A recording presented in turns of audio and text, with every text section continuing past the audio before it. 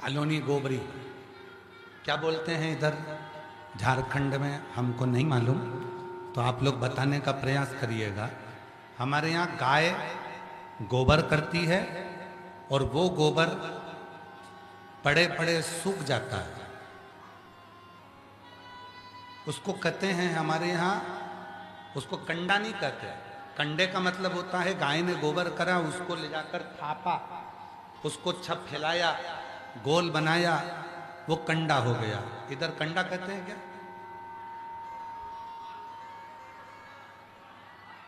लिख के भेजो जरा, लिख के भेजो। विवेक जी लिख के भेजो जरा। और वो भी लिख देना कि वो गाय गोबर करी और पड़े पड़े सूख गया, उस पे हाथ नहीं लगाया, उसको थापा नहीं है, उसको थापा नहीं गया, उसको हाथ नहीं लगाया, वो सूख गया और उसको तुम उठा कर लिया। लाओ जरा, लाओ दे तो।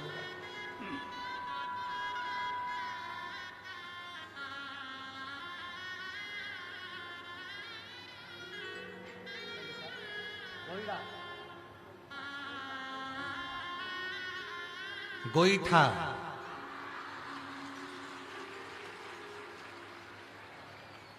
मतलब ये गाय ने जो गोबर करा और उसको थाप कर बनाया, उसको गोईठा कहते हैं, ठीक है, झारखंड में, ठीक है। और अब उसको अपन, जो गाय ने गोबर करा, उसको हाथ से थापा नहीं गया, पड़े पड़े सूख गया, तो उसको कह देंगे सूखा हुआ गोईठा, ठीक है, ठीक है। तो तुम लोगों को जल्दी समझ में आ जाएगा। अलोनी गोबरी, अलोना गोईठा, अलोना से मतलब है उसको हाथ नहीं लगाया, सूख गया, उठा कर लिया। शंभू गला पकड़ रहा है, बहुत खांसी चल रही है भाई। शंभू शंभू, उसको कहते हैं गोईठा, अलोना गोईठा।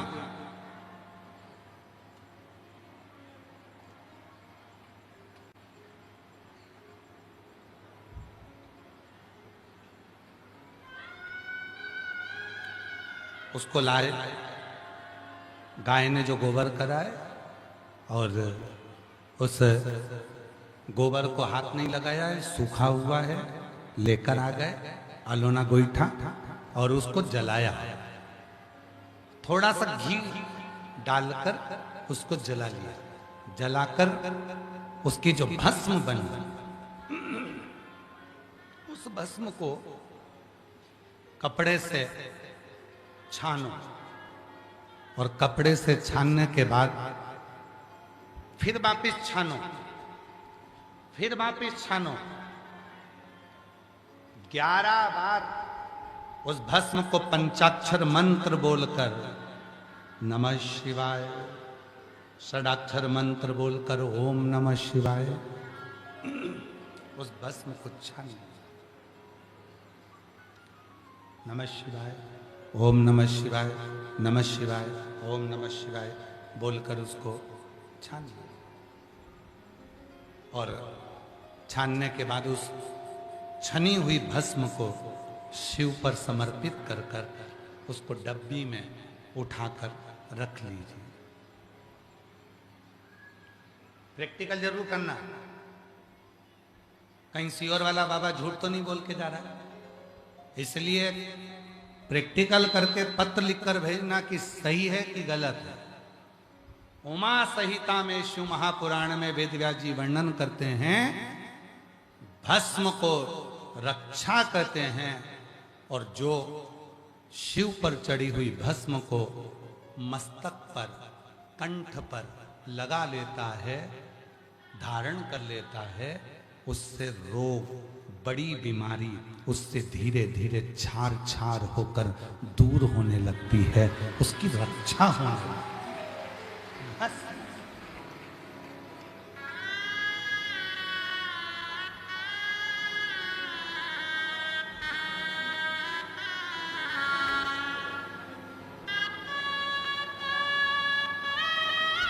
बहुत बहुत जिस स्त्री को, जिस पुरुष को, जिस नारी को, जिस बेटी को, जिस बेटे को, जिस माता को, जिस पिता को बहुत स्वप्न आते हैं और गंदे गंदे स्वप्न आते हैं, गलत गलत विचार आते हैं, गलत सोच आती है, बार बार गलत विचार अपनी बुद्धि में आते जाते हैं, स्वप्न पे स्वप्न आते जाते हैं, रात भर सपने चलते हैं, सुबह तक उठो तब तक सपने दिखते रहते हैं। तो एक काम करो, शंकर भगवान पर भस्म चढ़ाने के बाद एक बेलपत्र भगवान शिव पर समर्पित करो और उस भस्म को वापिस उठा कर लेकर आ जाओ और उस भस्म को अपने कंठ पर लगाना प्रारंभ कर दो। स्वप्न आना बंद हो जाएंगे, रात्रि को नींद भी बाबा की कृपा से नींद भी श्रेष्ठ। केवल कंठ पर लगाई गई भस्म भी हमें सुख का अनुभव करा देती, आनंद का अनुभव।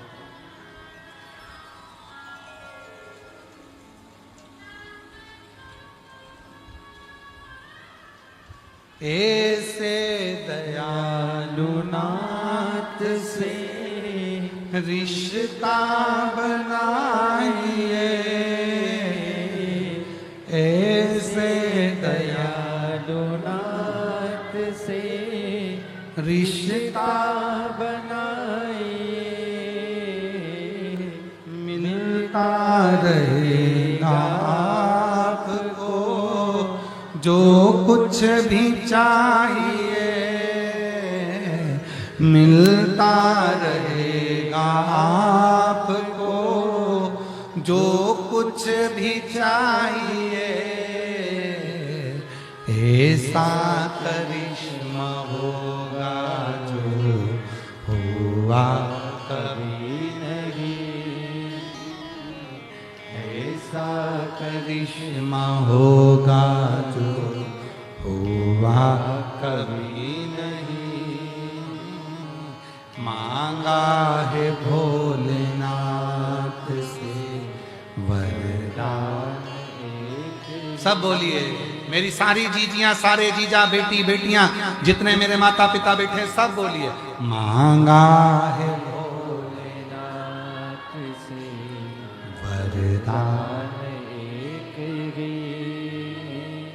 तेरी कृपा बनी रहे जब तक है जिंदगी, तेरी कृपा बनी रहे जब तक है जिंदगी,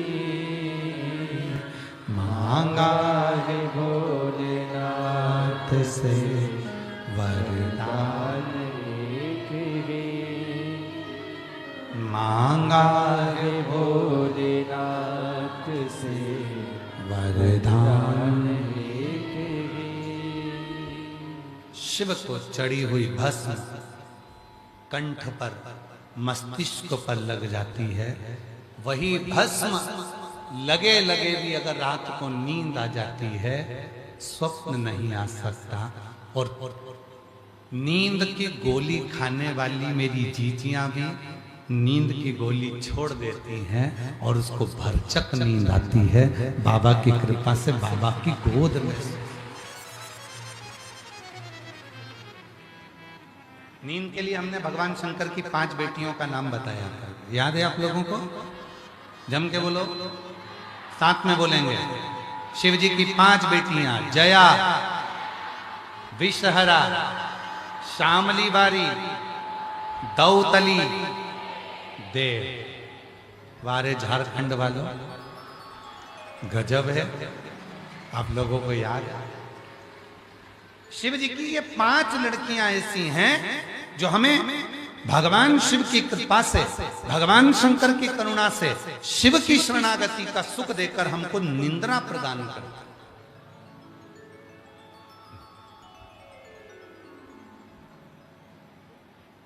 बेचैनी हो, नींद नहीं आए, शिव जी की इन 5 बेटियों का नाम जया, विषहरा, श्यामली बाई, दौतली, देव, 5 बेटियों का नाम लीजिए और जल का आचमन कर कर विश्राम कर।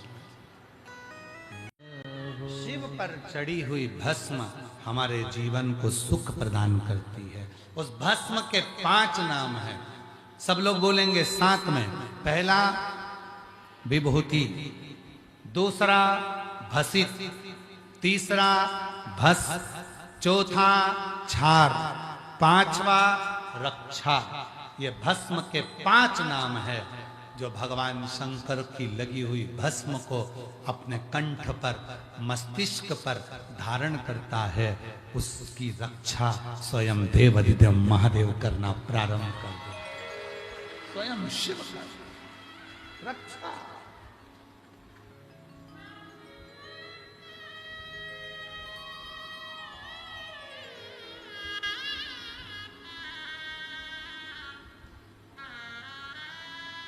ये कोई साधारण भस्म नहीं है। चपटी भभूत में है खजाना, शिव से लग गई, भगवान शंकर से लग गई, वो खजाना शिव से लग गई।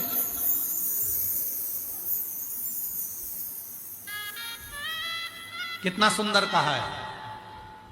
डॉक्टर ने कह दिया बड़ी बीमारी है, डॉक्टर ने कह दिया ये रोग आ गया, डॉक्टर ने कह दिया जांच होगी, रिपोर्ट बाहर जाएगी, डॉक्टर ने कह दिया ये ऐसा लग रहा है कि बड़ी बीमारी के लक्षण है। 3 स्थान पर भस्म लगाना प्रारंभ कर दीजिए।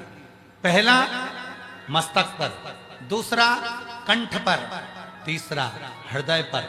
3 जगह पर भस्म लगाना प्रारंभ कर दीजिए। रिपोर्ट चाहे कहीं पर भी जाएगी, हमेशा रिपोर्ट अच्छी ही आएगी, रिपोर्ट बेकार नहीं आ सकती।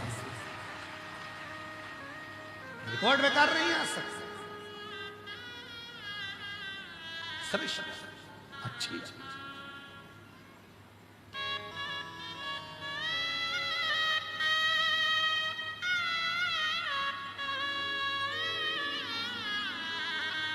तीन स्थान पर भस्म लगाना प्रारंभ कर दिए, रक्षा करना प्रारंभ हो जाएगा।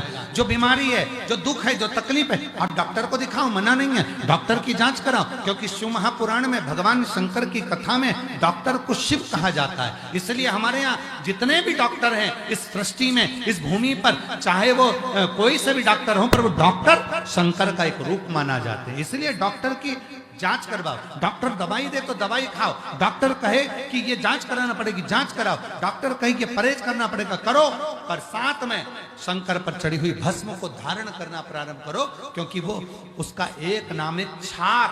छार मतलब हमारे भीतर आने वाली बीमारी को वो छार छार कर देती है और हमें स्वस्थ कर देती है। 3 जगह पर लगाई गई भस्म हमें रोग का निवारण करना प्रारंभ कर देती है। पहला मस्तक, दूसरा कंठ, तीसरा हृदय।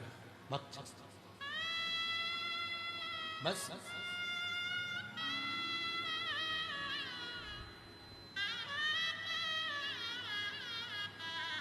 अब हम आपसे पूछें, भस्म लगाने में कितने पैसे लगे तुम्हारे? भस्म लगाने में कितने पैसे खर्च हुए तुम्हारे? भस्म बनाने में कितने पैसे खर्च हुए तुम्हारे? 30 से 35 साल हो गए शिव महापुराण की कथा को बाजते बाजते, पर पूरी पुराण को आज नहीं 15 साल 20 साल पुरानी पुराण भी अगर आप टीवी पर निकालकर, यूट्यूब पर निकालकर सुनोगे तो किसी पुराण में हमने किसी खर्चे की बात नहीं करी। जो शंकर भगवान ने हमको दिया है वही हमने शंकर भगवान को दिया है। जल हो, बेलपत्र हो, भस्म हो, पुष्प हो, दुर्वा हो, जो शिव ने हमें दिया हमने वो शंकर को दिया, और शंकर का वो ही प्रयोग हमने अपने ऊपर किया, और उसका फल संपूर्ण जगत को प्राप्त हुआ। संपूर्ण जगत। यहां तक शिव पुराण की कथा कहती है, भगवान शंकर का चरित्र यहां तक कहता है, शिव महापुराण की कथा यहां तक वर्णन करती है कि शिव के मंदिर में जब 1 लोटा जल चढ़ाने के लिए जाओ, जिस समय पर तुम भगवान शंकर को 1 लोटा जल समर्पित कर रहे हो, उस समय पर तुम्हारे दिल का भाव भगवान शंकर से कहते कहते, अपने मन से उसको पुकारते हुए शिव को जल समर्पित करो।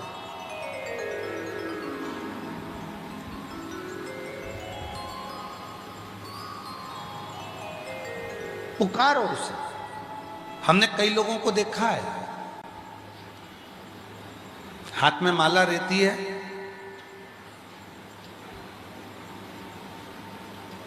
जपते रहते हैं, बिल्कुल जपने में लगे रहते हैं, हाथ में माला है और जप चल रहा है, चल रहे हैं, रोड पर भी चल रहे हैं, काम भी कर रहे हैं, सबसे मिलजुल भी रहे हैं और माला भी चल रही है। पर शिव महापुराण की कथा कहती है,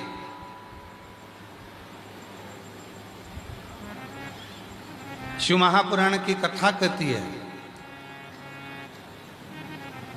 अगर आप बहुत चुप होकर, मौन होकर माला को जप रहे हैं और जपते जपते जपते जपते कुछ देर बाद फिर आपका जो चित्त होता है, आपका जो मन होता है, वो मन, वो चित्त, वो वृत्ति, वो हृदय, वो जो पूर्व में कुछ हुआ होता है, पूर्व में कुछ भान हुआ होता है, पूर्व में जो कुछ क्रम हुआ होता है, वो मन, वो चित्त, वो वृत्ति वहाँ चली जाती है, वो मन वहाँ चले जाता है। फिर वो मन राम नाम में, कृष्ण नाम में, शिव नाम में, वो मन परमात्मा के नाम में नहीं लग पाता, भटक रहा है। शिव महापुराण में एक बात बड़ी सुंदर कही है, सार्वजनिक रूप से अगर तप कर रहे हो तो मौन हो जाओ, चुप होकर तप करो, जप करो, साधना करो, शंभो शंभो, चुप होकर तप करो, साधना करो, भजन करो, स्मरण करो, मंत्र जाप करो, नाम जाप करो, नाम कीर्तन करो। पर जब तुम एकांत में बैठे हो, जब तुम एकांत में बैठकर जप कर रहे हो, उस समय तुम चुप मत रहो, उस समय तुम्हारे मुख से शब्द का गर्जना होना चाहिए, उस समय पर तुम्हारे मुख से भगवान के मंत्र निकलना चाहिए। इन श्रवण शक्ति में जाने के लिए, इन कानों में जाने के लिए वो शब्द अपने मुख से निकले, वो शब्द अपने मुख से निकले।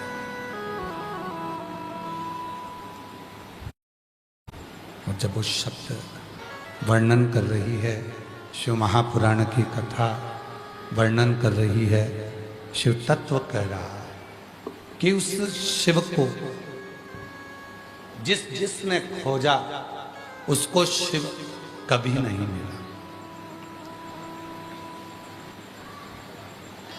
पर जिसने खोजना छोड़ दिया और जिसने पुकारना प्रारंभ करा उसको शिव मिल गए।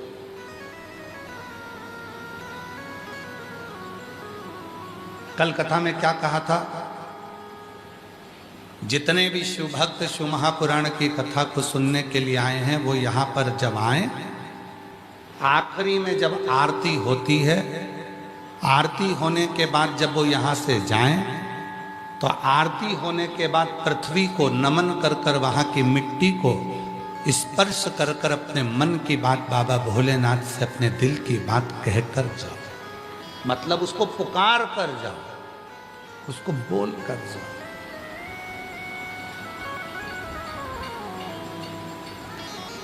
और जब आप उससे अपने दिल की बात बोलकर, अपने दिल की बात पुकार कर, अपने दिल की बात उसको कहकर जाओगे,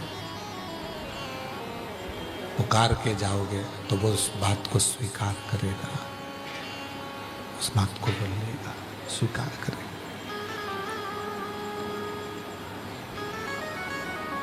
और मैंने तेरे ही भरोसे बाबा, तेरे ही भरोसे हवा विच उड़ती जाएगी, बाबा डोर हर तो छड़ी ना है कटी जाएगी। पतन शंभो में तेरी पतन हवा विछे उड़ती जावांगी बाबा और तो छड़ी नावे हटती जावांगी भोले में तेरी पतन शंभो में तेरी पतन। शिव को पुकारो और जितना जितना भगवान शंकर को पुकारोगे उतना उतना शिव तुम्हारे करीब में आता चला उसको पुकारो। उस समय पर आप शिव को अपने मन की बात कहते हो।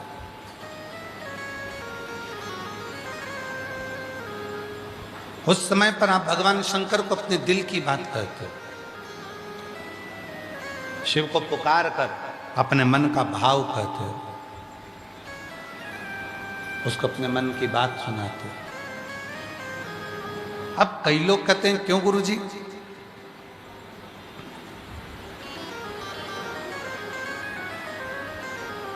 हम शिव जी को जल चढ़ाते हैं, हम भगवान शंकर को पानी चढ़ाते हैं, हम भगवान शंकर का पशुपति व्रत करते हैं, हम 16 सोमवार का व्रत करते हैं, हम सोमवार का व्रत करते हैं, फिर शिव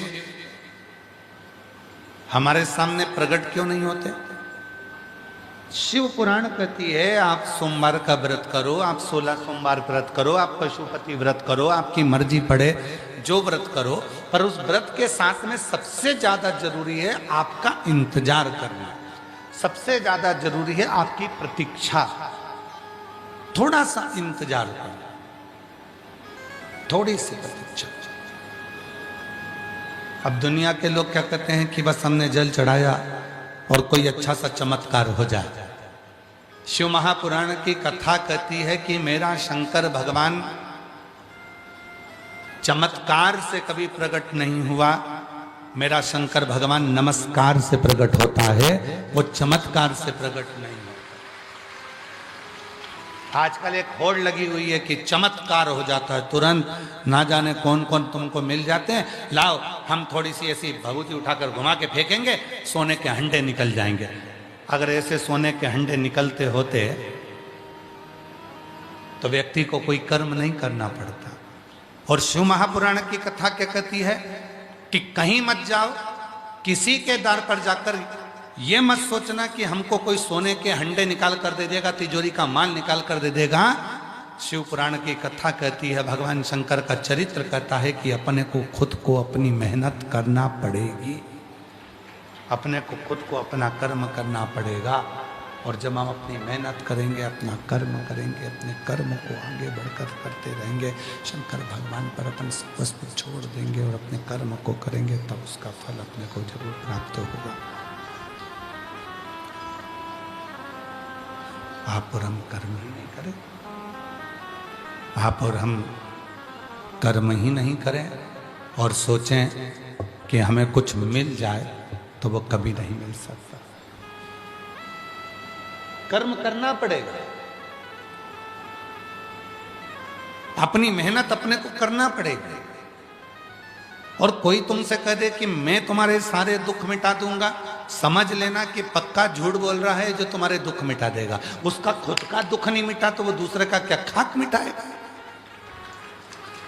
व्यर्थ की बात। अपने दुख को दूसरा नहीं मिटा सकता, अपने दुख को अपन को खुद को मिटाना पड़ेगा। इसलिए एक लोटा जल अपने को खुद को चढ़ाना पड़ेगा और अपनी मेहनत, अपना परिश्रम, अपना रात दिन अपने को एक करना पड़ेगा, तब जाकर अपना दुख अपने आप समाप्त होता चले जाएगा। किसी की सामर्थ्यता नहीं कि कोई तुम्हारे दुख को मिटाए। शंभो शंभो शंभो शंभो शंभो शंभो शंभो शंभो शंभो।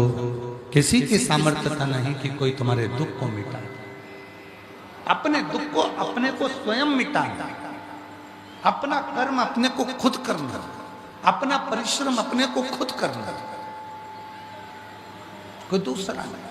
हाँ, किसी ने पूछा फिर हम एक लोटा जल चढ़ाते हैं तो उसका फल क्या मिलता है? तो शिव महापुराण की विद्येश्वर संहिता कहती है, जब हम कर्म करते करते करते करते एक लोटा जल चढ़ाना प्रारंभ करते हैं तो हमारे उस कर्म का फल ये मिलता है कि हमारे लिए रास्ते खुलते चले जाते हैं और हम अपनी मंजिल पर पहुंच जाते हैं।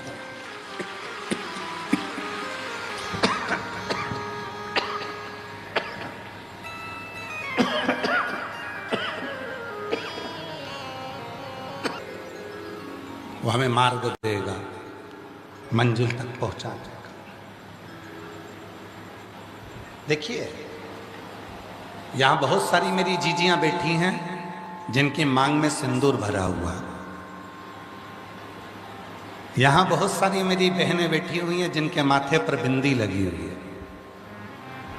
यहां बहुत सारी मेरी जीजियां बैठी हैं जिनके गले में मंगलसूत्र पड़ा है। मांग में सिंदूर, गले में मंगलसूत्र, माथे पर बिंदी, और वो मांग का सिंदूर, माथे की बिंदी, गले का मंगलसूत्र पहनकर वो मेरी जीजी अगर बाजार में चली जाती है, मार्ग में चली जाती है, तो किसी व्यक्ति की हिम्मत नहीं होती कि उसको निगाह उठाकर देख ले, क्योंकि उसको लगता है कि इसका पति है, इसका पति है, कहीं आसपास में इसका पति होगा, इसका पति इसके साथ आया होगा, वो आसपास में इसके साथ घूम रहा है।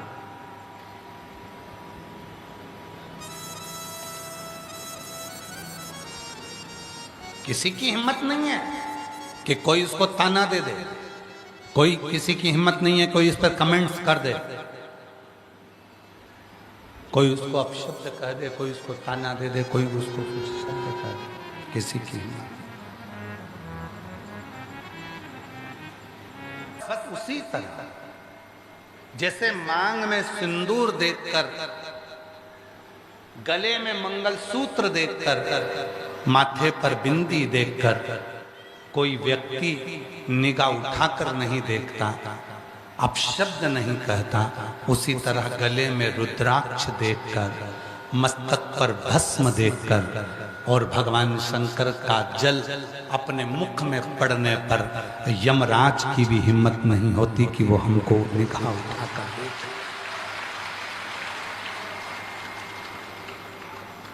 जितनी नेगेटिवता है, जितनी जितनी नेगेटिवता है, ये हमारे करीब में नहीं आती है। जितने जितने गलत विचार हैं ये हमारे करीब में नहीं आते।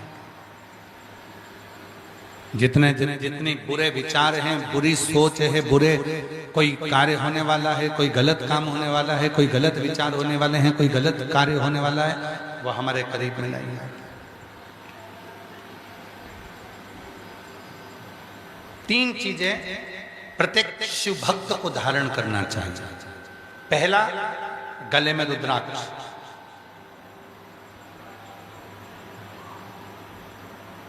दूसरा, भगवान शंकर को जल चढ़ाकर उस जल का आचमन, उस जल का आचमन करना। कायिक, वाचिक और मानसिक 3 पाप समाप्त हो जाते हैं। कायिक भी होगा, वाचिक भी होगा, मानसिक भी होगा, 3 पाप समाप्त हो। पहला है गले का रुद्राक्ष धारण करना। दूसरे नंबर पर है शिव जी को जल चढ़ाकर उसका आचमन करना। तीसरे नंबर पर भगवान शंकर पर चढ़ी हुई भस्म को, शिवजी पे चढ़े हुए चंदन को, शंकर भगवान पे चढ़े हुए भस्म को अपने मस्तक पर धारण करना। कई लोग उसे भस्म कहते हैं, कई लोग उसको भभूति कहते हैं, विभूति कहते हैं। शिव महापुराण भगवान शंकर की कथा वर्णन करती है कि शिवजी पे चढ़ी हुई भस्म को 5 नामों से जाना जाता है। कितने नाम है भस्म के? जम के बोलो जरा। 5 नाम। पहला भगवान शंकर पर चढ़ी हुई भस्म को लोग विभूति भी कहते हैं। विभूति, विभूति का मतलब क्या होता है? ऐश्वर्य। विभूति का मतलब होता है ऐश्वर्य।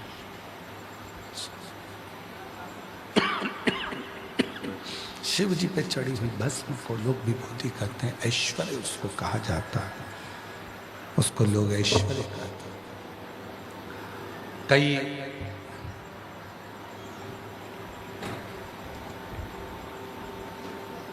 कई माताएं कहती हैं कि गुरुजी क्या महिला सिर पर भस्म लगा सकती है? क्यों नहीं? क्या बच्चे सिर पर भस्म लगा सकते हैं? क्यों नहीं? क्या कोई गृहस्थ आश्रम में रहने वाला, घर में रहने वाला कोई गृहस्थी क्या भस्म लगा सकता है? क्यों नहीं?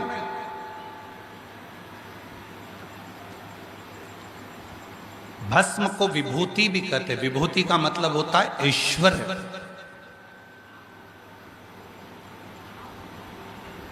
जिसने भगवान शंकर पर चढ़ी हुई विभूति को, भस्म को मस्तक पर थोड़ा सा भी लगाया है, एक न एक दिन वो ऐश्वर्यवान बनकर ही रहता है, उसको ऐश्वर्यता प्राप्त होती ही।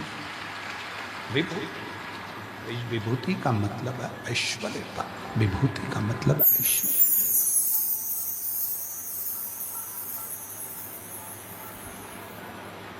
उसको ऐश्वर्य प्राप्त हो जाता है।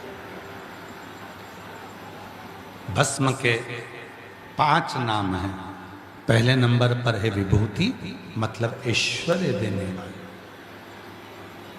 दूसरे नंबर पर है भसित। जम के बोलो, क्या नाम है? भसित। भस्म का दूसरा नाम है भसित।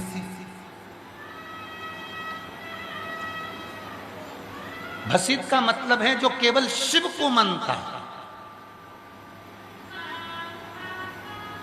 और जो शिव को मानता है, शिव उसकी मानता है।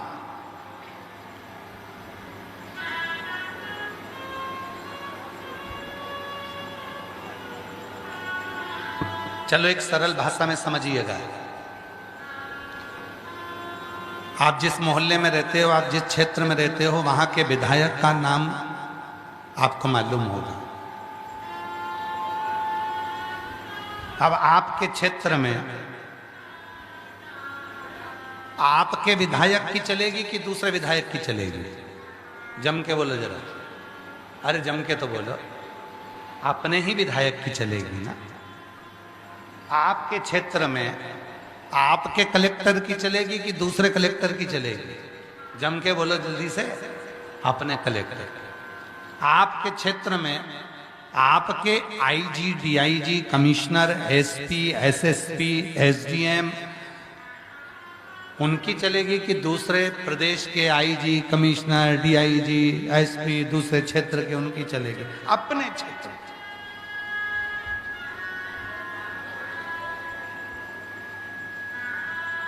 इसलिए भस्म का एक नाम है भसित।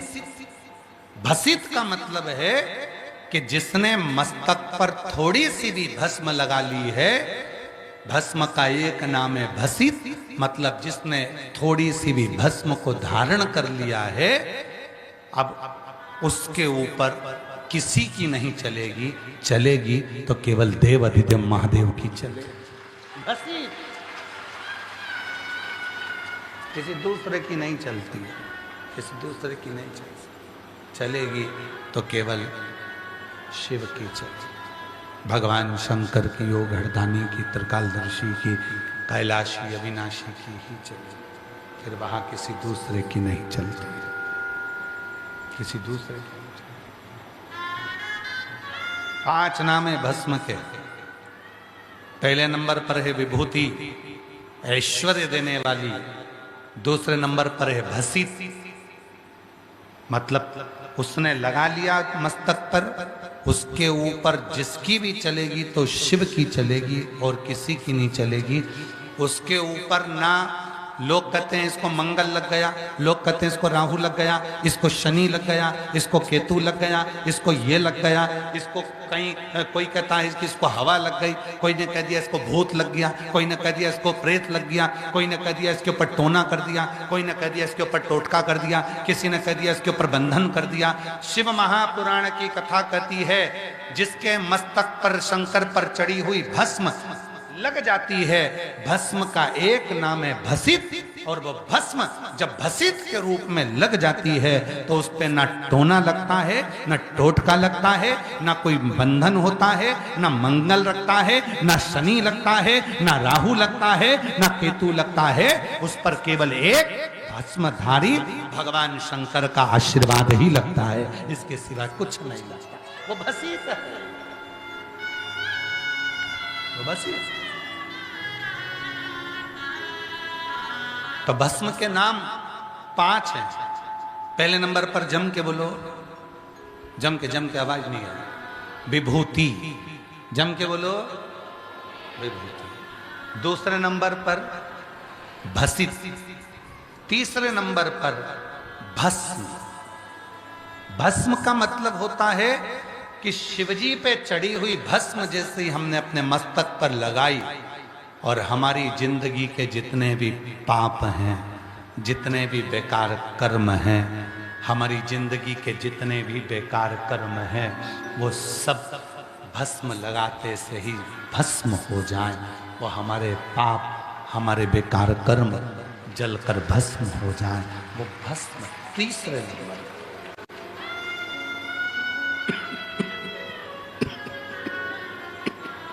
वो तीसरे नंबर भस्म। और भस्म का चौथा नाम है छार।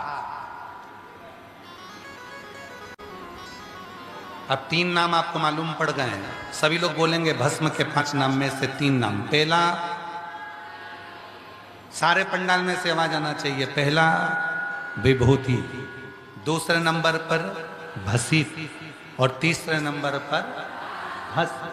अब चौथा नाम आ रहा है भस्म का छार। भस्म का चौथा नाम है छार।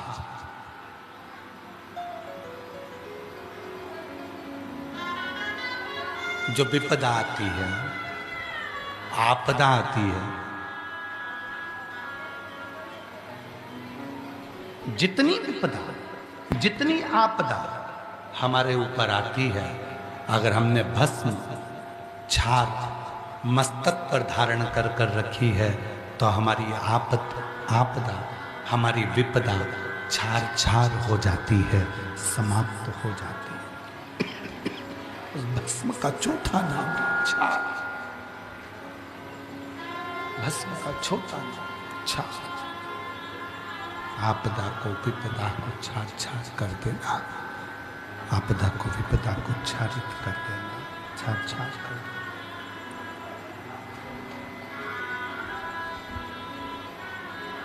चौथा नाम छार। फिर से बोलेंगे 4 नाम।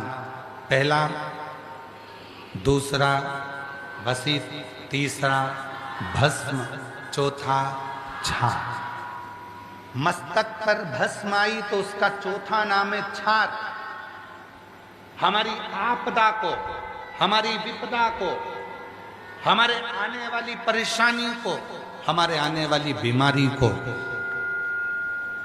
हमारे आने वाले रोग को, हमारी आने वाली तकलीफ को पहले ही वो छार छार कर दे, उसका नाम है भस्म, जिसको हम छार भी कहते हैं।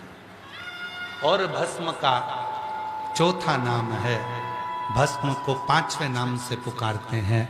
चौथा नाम छार हो गया, 5वां नाम है भस्म का रक्षा।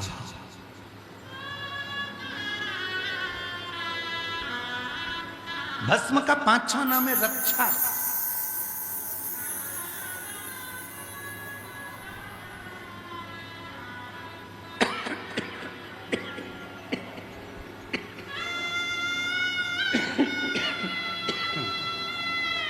रक्षा,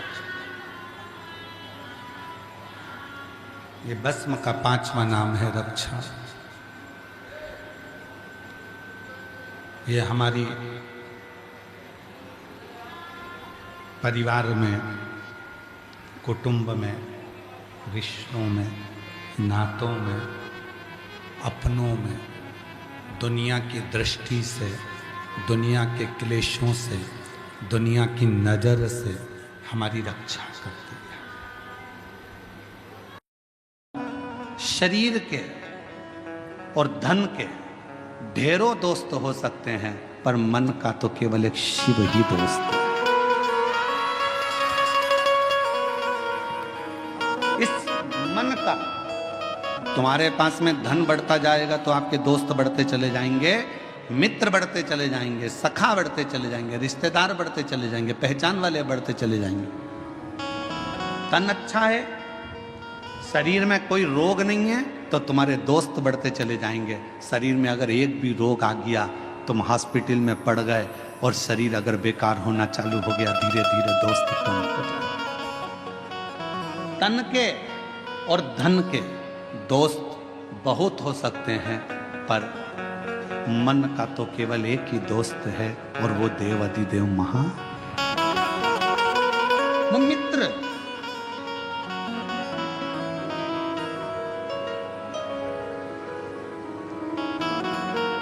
तन के और धन के दोस्त भले तुमको निभाए ना निभाए, तन का मित्र भले तुम्हें निभाए ना निभाए, धन का मित्र तुम्हें निभाए कि ना निभाए, पर मन का जो मित्र होता है, जैसे भगवान कृष्ण के मित्र थे सुदामा,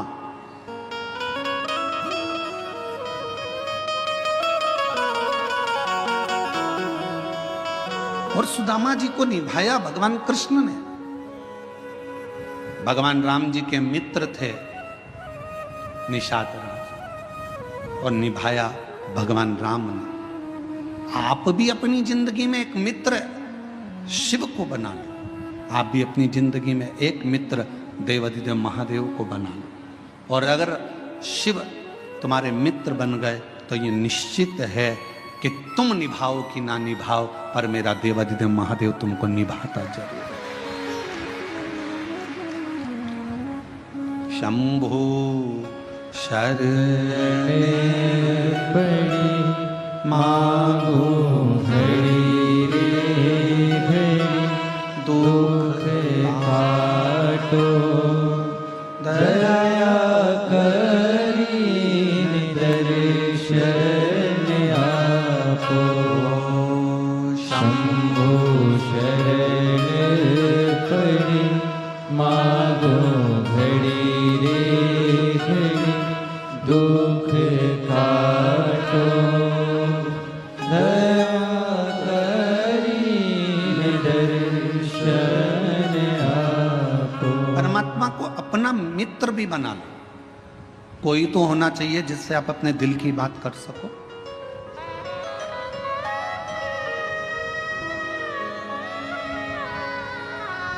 और तुम निभाओ ना निभाओ, वो निभाना जानता है।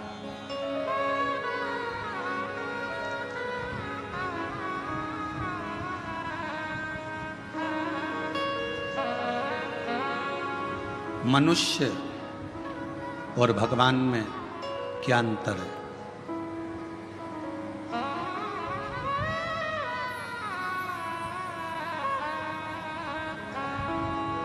मनुष्य और भगवान में क्या अंतर है? मानव में और परमात्मा में क्या अंतर है? शिव महापुराण की कथा कहती है, मनुष्य और भगवान में एक सबसे बड़ा अंतर यह है कि भगवान गलती नहीं करता और मनुष्य गलती पर गलती करता ही रहता है। जिस मानव से, जिस मनुष्य से पृथ्वी पर जन्म लेने के बाद अगर गलती नहीं हो रही है, तो समझ लेना कि वो मनुष्य ही नहीं है। मानव का शरीर गलती का पुतला होता है। इसमें थोड़ी थोड़ी गलतियां तो जीवन में मानव के शरीर में होती ही रहती है। सास बहू को चिल्ला कर कह दे, तूने फिर गलती कर दी, बहू को कह देना चाहिए, मम्मी मनुष्य हूं ना, इंसान हूं ना तो गलती तो होगी। और आप अगर भगवान हो ना सासू जी, तो माफ करना चालू कर दो। मैं इंसान हूं, आप भगवान हो, माफ करते हो। आप अगर भगवान हो तो माफ कर दो। और अगर आप भी इंसान हो, आप भी जब बहू बनकर आई थी, जो गलती मैं कर रही हूं आपने भी अपने बहू के जमाने में करी होगी। हो सकता है मैं सोकर लेट उठ रही हूं, तो जब तुम नहीं आई थी ना मम्मी, तब तुम भी हो सकता है कि लेट उठती होगी। भगवान हो तो माफ करना सीखो। और अगर मैं जैसी हूं, मैं भी एक गलती का पुतला हूं, आप भी गलती का पुतला हो। गलती मनुष्य से होती है, मेरे से भी गलती हुई है, आपसे भी गलती हुई है, तो अपन एक जैसे हैं। इसलिए अपनी जिंदगी में परमात्मा के भरोसे छोड़ते चलो। जो गलतियां हैं वो परमात्मा माफ करता रहेगा। आप अपने जीवन को जीते चलो, जीवन जियो।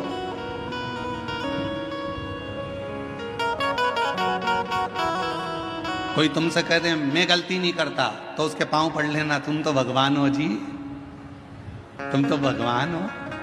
तुम ही में सब कुछ दिखता है। तुम ही राम हो, तुम ही कृष्ण हो, तुम ही शिव हो, तुम ही जगदम्बा हो। जो कहे तुमसे कि मैंने जिंदगी में कोई गलती नहीं करी, समझ लेना उसको पांव पकड़ कर कह देना कि तुम भगवान हो। परंतु हम तो इंसान हैं, आज भी गलती कर रहे हैं और आगे भी गलती करेंगे, क्योंकि मनुष्य का शरीर मिला है ये पूर्ण परमात्मा बनने के लिए नहीं मिला, इंसान को इंसान बनने के लिए मिला। मेहनत करोगे, परिश्रम करोगे, उन्नति की सीढ़ी पर चढ़ोगे, आगे बढ़ोगे, तो कोई ना कोई गलती हो जाएगी, ठोकर लगेगी तो संभलोगे।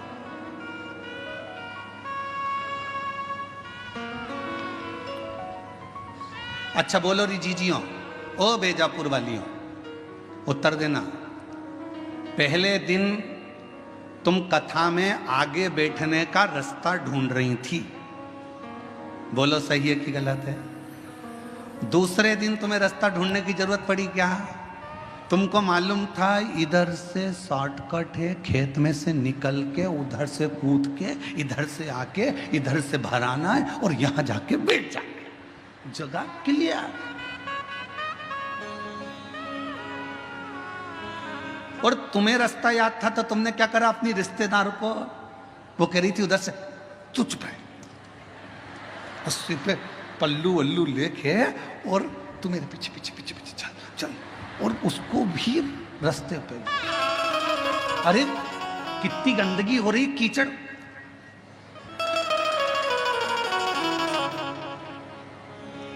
चल इतनी और घुमाती फिराती कीचड़ में, और उसकी भी चप्पल हो गई कीचड़ में। चप्पल को जान दे चूल्हा में, तू चल। और चप्पल रख ली झोला में और कथा में आगे लाकर बिठा दिया। जब दोनों चली तो फिर सहेली ने कहा कितनी जोरदार जगह मिल गई थी ना बैठने के लिए, इतनी अच्छी जगह, ये तो सोचा ही था। अब चप्पल तो जैसे ही कथा पूरी हुई रोड पे निकली और निकलते सी पानी की बोतल में चप्पल घिस घुसा के तैयार करके पाँव में पहन के फिर पल्लू। अब जरा विचार करिए, पहले दिन जगह ढूंढने में थोड़ा परिश्रम लगा, दूसरे दिन तुम्हें खुद जगह मिल गई, तीसरे दिन तुम अपनी सहेली को भी बिठा ली, चौथे दिन अपने परिवार वालों को भी बिठा ली और जगह तुम्हारे पास हो गई। एक सच्चा भक्त, भगवान शिव का एक परम भक्त ऐसा ही होता है। पहले संघर्ष की जिंदगी जीते जीते मंजिल तक पहुंचता है, फिर सबको उस स्थान तक पहुंचा देता है कि ये स्थान मैंने देखा है, ये शिव का धाम मैंने देखा है, ये भगवान का नाम मैंने देखा है, चलो यहाँ चलकर बैठते हैं, चलो यहाँ चलकर स्मरण करते हैं। चलो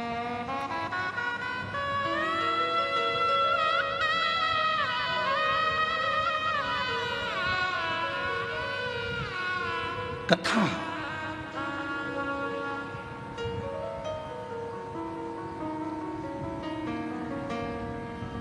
कोई तुमसे कहे कि मैंने जिंदगी में कोई गलती नहीं करी, कह देना तुम भगवान हो। तुम भगवान।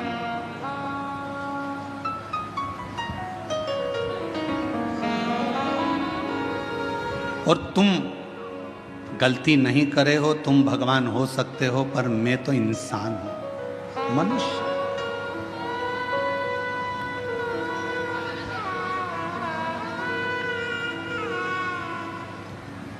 और मानव अगर गलती नहीं करेगा तो गलती करेगा कौन? गलती? और कृपा की ना होती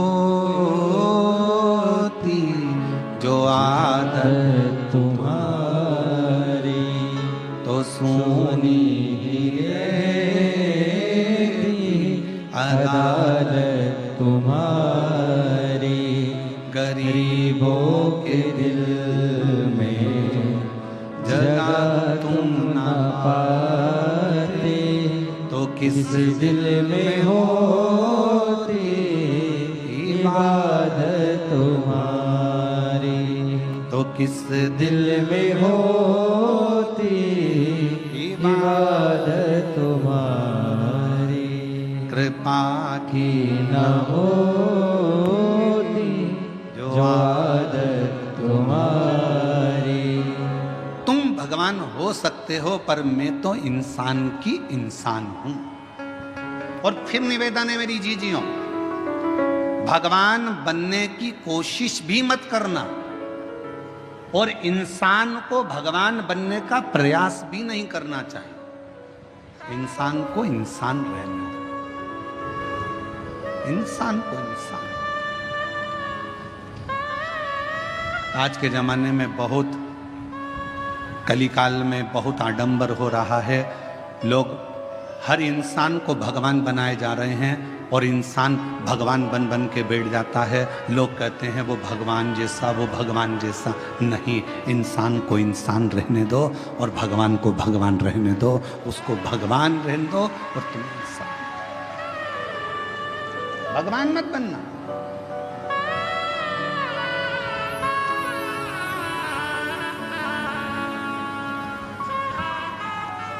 इंसान तो इंसान। गलती हो रही है, एक बार होगी, दो बार होगी, धीरे धीरे संभलते जाओ, समझो। उसका काम है क्षमा करना, और तुम्हारा काम है गलती करना। करो। गलती नहीं करोगे तो समझोगे कैसे? एक पिता ने अपने बेटे से कहा, मैंने तुझे फैक्ट्री का काम सौंप दिया है, मैंने तुझे ऑफिस सौंप दिया है, मैंने तुझे पूरा काम सौंप दिया है। एक बात सुन लेना, घाटा नहीं लगना चाहिए। मैंने तुझे समझा दिया, पहले पूरा काम तुझे सौंप दिया है, पूरी फैक्ट्री तुझे सौंप दी है, पूरा व्यापार तुझे सौंप दिया है, घाटा नहीं लगना चाहिए। और बेटे ने काम करना चालू करा। काम करते करते उसकी कहीं बाहर देश में पहचान बढ़ गई। उसने अपना माल पूरा विदेश में बेच दिया, बेचा, और विदेश में माल अटक गया, अटका, पैसा अटक गया। मालूम पड़ा वो लड़का कर्जे में डूब गया। बाप ने कहा, मैंने पूरी फैक्ट्री तुझे दे दी थी, मैंने पूरी कंपनी तुझे दे दी थी, मैंने तुझे पूरा ऑफिस दे दिया था, और तूने कर्जे में लाकर छोड़ दिया, तूने कर्जे में लाकर डुबो दिया। बेटा कहता है, पापा गलती हुई है, सुधारूंगा, थोड़ा समय। अब पिता को चाहिए कि बेटे को बल दे, कोई बात नहीं, हो गई, मेहनत करना, फिर मेहनत करना, धीरे धीरे बढ़ना, हो सकता है फिर उन्नति की सीढ़ी पर चढ़ जाए।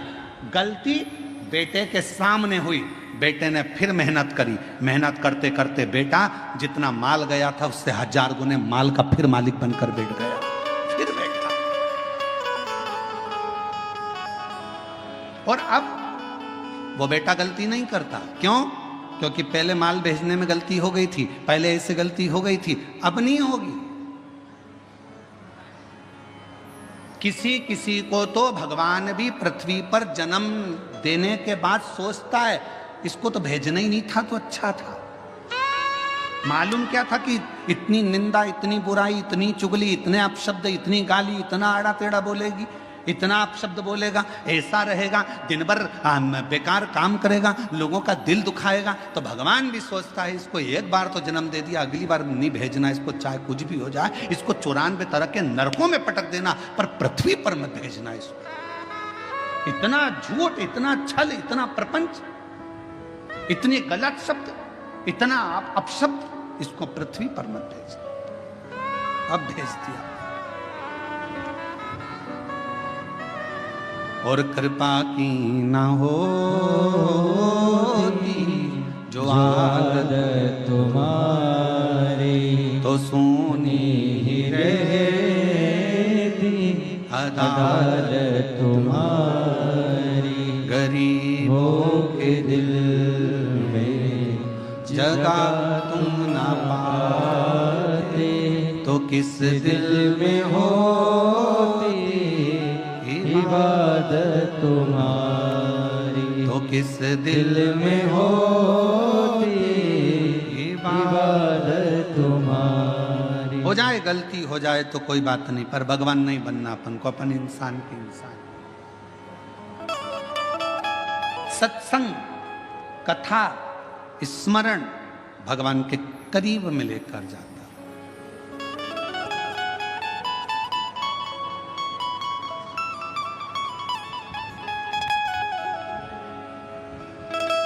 तो ले गया।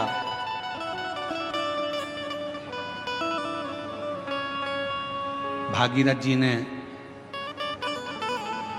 60,000 काकाओं के उद्धार के लिए गंगा को पृथ्वी पर लाने के लिए तप करा। भागीरथ बाबा, गंगा पृथ्वी पर आती नहीं है। क्यों? क्योंकि मैं अगर पृथ्वी पर चली गई तो पताल में चली जाऊंगी, गंगा को झेलने वाला, गंगा को संभालने वाला कोई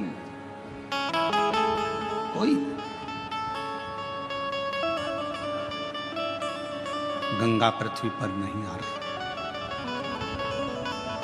भागीरथ जी ने फिर तप करा, फिर साधना करी, फिर उपासना करी, और भागीरथ बाबा ने फिर निवेदन करा गंगा जी से कि आपको पृथ्वी पर आओ, पृथ्वी पर आओ। गंगा जी मना करती हैं, मैं नहीं आऊं, मुझे संभालने वाला भी तो कोई चाहिए।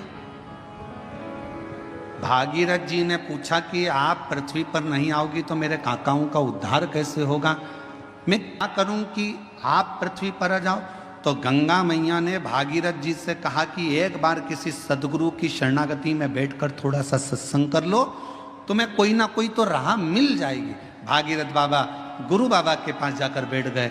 गंगा आने को तैयार है, पर मैंने गंगा मैया कह रही है कि मुझे झेलेगा कौन, मैं किससे प्रार्थना करूं। तो संत सतगुरु ने कह दिया कि सत्संग में बैठे हो, इतना याद रखना कि गंगा को झेलने के लिए एक ही है जो झेल सकता है।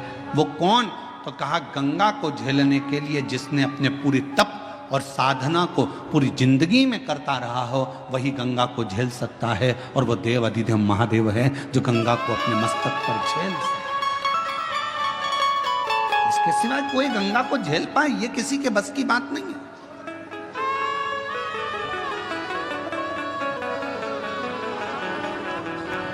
भागीरथ जी ने शिव जी की आराधना करी। बाबा भोलेनाथ जी से विनय करा।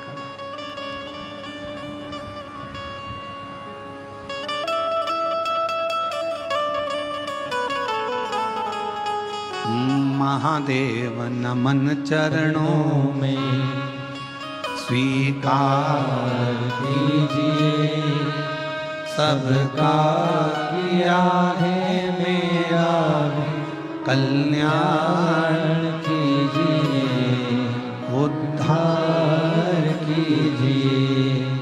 हे त्रिपुंडधारी, हे त्रिशूलधारी, हे त्रिपुंडधारी, हे त्रिशूलधारी, चरणों में तेरे बाबा जी पावन है चारों धाम, तेरी देव करते पूजे हैं सीताराम। तेरी देव करते वंदना, पूजे हैं सीताराम। हो जाए पूरी कामना, हो जाए पूरी कामना। उपकार कीजिए सबका किया है मेरा भी, उद्धार कीजिए कल्याण कीजिए। हे त्रिपुंडधारी, हे त्रिशूलधारी, हे त्रिपुंडधारी, हे त्रिशूलधारी। आप कुछ कृपा करो। भागीरथ जी ने भगवान शिव की आराधना करना प्रारंभ करी। शिव जी के लिए अखंड तप किया भागीरथ बाबा ने। ऐसी अखंड साधना करी कि भगवान शंकर का कैलाश धाम हिल जाए, पर शिव का कैलाश नहीं हिला। भागीरथ जी ने खूब तप करा, पर शंकर भगवान का कैलाश धाम नहीं हिल पाया, हिला ही नहीं।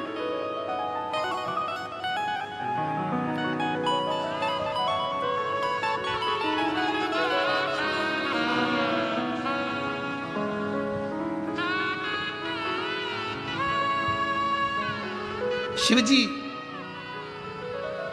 तुम्हारे तप से, शिवजी तुम्हारी साधना से, शिवजी तुम्हारी तपस्या से जितनी जल्दी प्रसन्न नहीं होते, शिवजी उतनी जल्दी एक लोटे जल से प्रसन्न हो जाते हैं।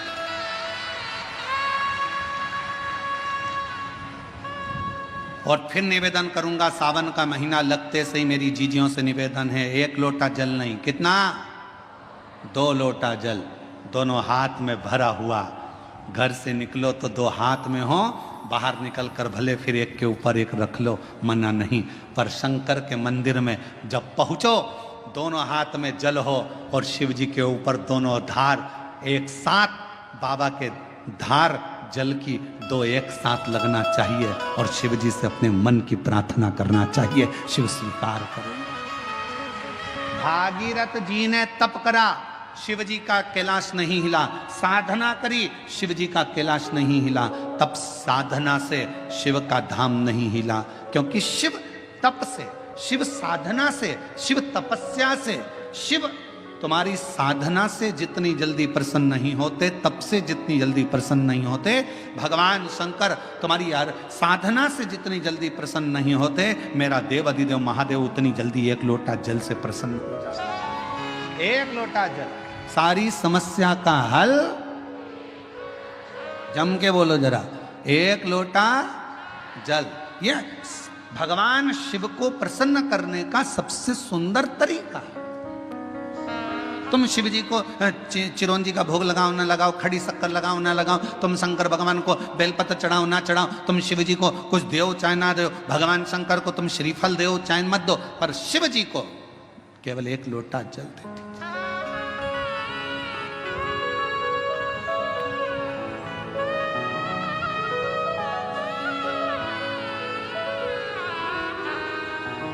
छत्तीसगढ़ में एक बहन ने एक प्रश्न लिख के भेजा था कि भगवान के मंदिर में नारियल क्यों तोड़ा जाता है।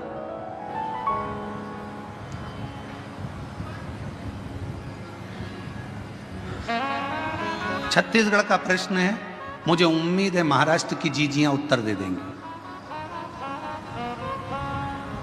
मेरे जीजा उन भी बोल सकते हैं। भगवान के मंदिर में नारियल क्यों तोड़ा जाता है? तो छत्तीसगढ़ के निकुंभ का यह प्रश्न था, क्यों तोड़ते हैं भगवान के मंदिर में नारियल? क्यों तोड़ा जाता है? क्यों तोड़ा जाता है? भाई,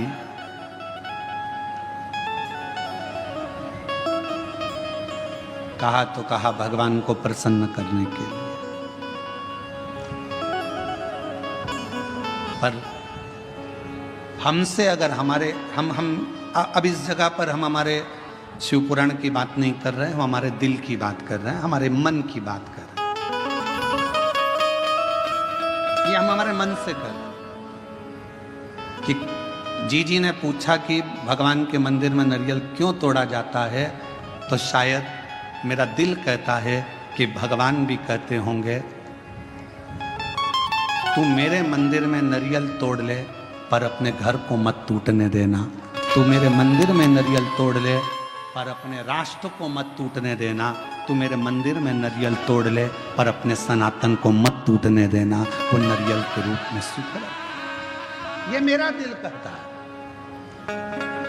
किसी को गलत लगे तो मैं क्षमा चाहता हूं इस बात के लिए, पर मेरा मन कहता है कि मेरा शिव कहता होगा, मेरे राम कहते होंगे, मेरे हनुमान कहते होंगे, मेरे भगवान कहते होंगे कि मेरे सामने तू नारियल तोड़ ले पर अपना घर मत टूटने देना। मेरे सामने तू नारियल तोड़ ले पर सनातन धर्म मत टूटने देना। मेरे सामने नारियल तोड़ ले पर हिंदू धर्म मत टूटने देना। और मेरे सामने नारियल तोड़ ले पर मेरे राष्ट्र को मत टूटने देना। मुझे स्वीकृत है।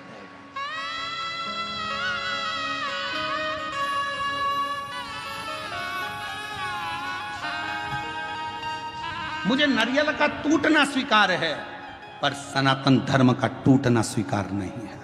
मुझे नारियल का टूटना स्वीकार है पर मेरे हिंदू धर्म का टूटना स्वीकार नहीं है। मुझे नारियल का टूटना स्वीकार है पर अपने भारतवर्ष को टूटना स्वीकार नहीं है। मुझे ये चलेगा।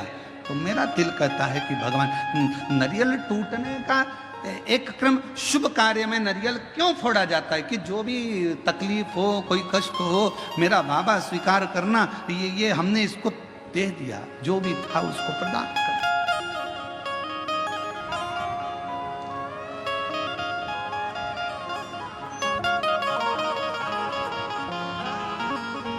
और इसीलिए शायद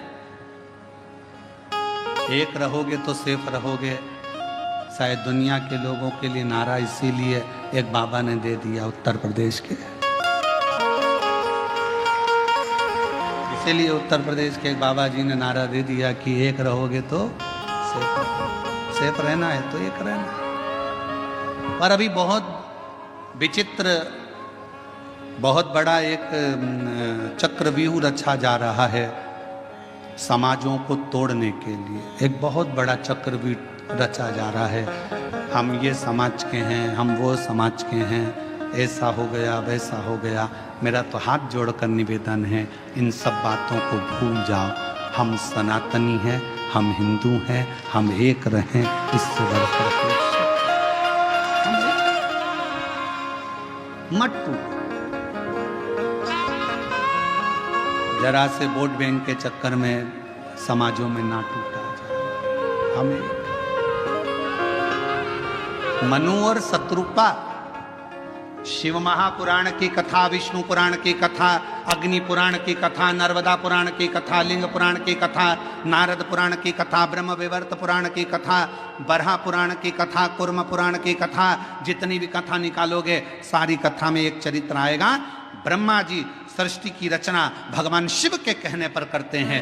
सृष्टि की रचना करने पर ब्रह्मा अपनी जंघा से मनु शत्रुपा को प्रकट करते हैं और वो मनु और शत्रुपा की संतान आप और हम आज तक हैं। एक ही संतान है, मनु और शत्रुपा की औलाद आप और हम हैं। हमें यह पैदा नहीं करा गया कि तुम ब्राह्मण थे कि क्षत्रिय थे कि वैश्य थे कि शूद्र थे। उसने तो हमें मनुष्य बनाकर पैदा करा था। भगवान ने अपना बनाकर पैदा करा था। और जब भी माँ और बाप अपने बच्चे को जन्म देते हैं तो ये सोचकर जन्म देते हैं कि मेरा बेटा ये पद चिन्हों पर चलेगा। भगवान अपने माता पिता अपने बच्चे को इसलिए जन्म नहीं देते कि मेरा बेटा कोई ऐसा कार्य करेगा, गलत कार्य करेगा, बेकार करेगा। ना ना ना, वो उसने जन्म अच्छे कर्म के लिए दिया, श्रेष्ठ कर्म के लिए दिया।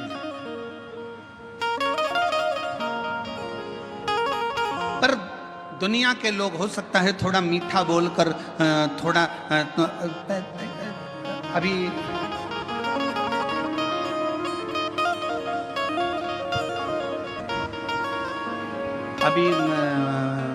बहुत अच्छे अच्छे फल आ रहे हैं बाजार में, बहुत अच्छे अच्छे आ रहे हैं। उसमें से एक मैंगो आम,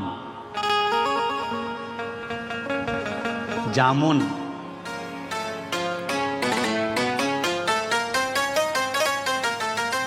केला,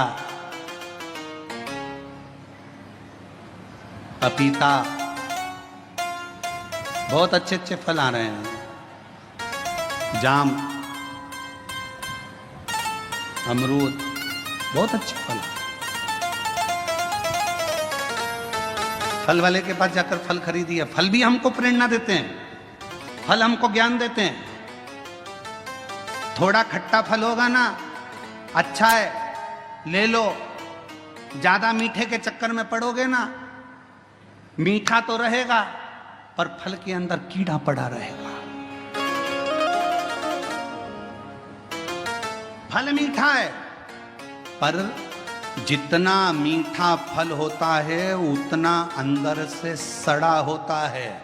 जितना मीठा फल होता है उतना अंदर में कीड़ा होता है। इसलिए ज्यादा मीठा बोलने वालों से सावधान रहना। ये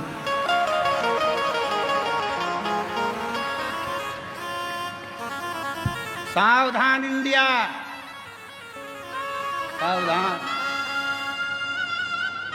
पपीता, दुकान वाला कह रहा बहुत मीठा, बहुत मीठा, बहुत मीठा। तुम लेके आ गए, अंदर से सड़ा था। आम इतना मीठा, इतना मीठा। थोड़ा खट्टा आम लाती ना, सड़ा नहीं रहता, क्योंकि जिसकी बाड़ी थोड़ी सी कड़वी रहती है ना, तो उसके अंदर खटास में अंदर कीड़े नहीं रहते। मुंह से बोल दिया सफाचट, एक बार बोल दिया, बेकार लगे अच्छा लगे, क्योंकि खट्टा खट्टा है, जो है, कड़वा कड़वा है, जो है। पर मीठा फल अंदर कीड़ा बैठा रहता है, मीठा फल अंदर से सड़ा रहता है। इसलिए थोड़ी सावधानी रखना। दुनिया के लोग कहें बहुत मिलेंगे आपको, बहुत आते रहेंगे लोग बाग, तुम्हारे से बहुत मीठी मीठी बातें करेंगे, बहुत मीठा बोलेंगे, और बाद में तुमसे कहेंगे क्यों थोड़ा मीठा। तुम देखना, जिसको पैसे की जरूरत होती कितना मीठा बोलता है, जी जी, जीजा जी, जीजा जी। और पैसा लेके चले गया 5-10 हजार, उसके बाद तुम मांगने जाओ तब खा के भग रहे हैं, लौटा देंगे। व्यर्थ की बात नहीं करना, रिश्तेदारी में फालतू की फूट मत डालो। हम आएंगे देंगे, मना नहीं कर रहे। अरे मिठास में कीड़ा हो सकता है, मिठास।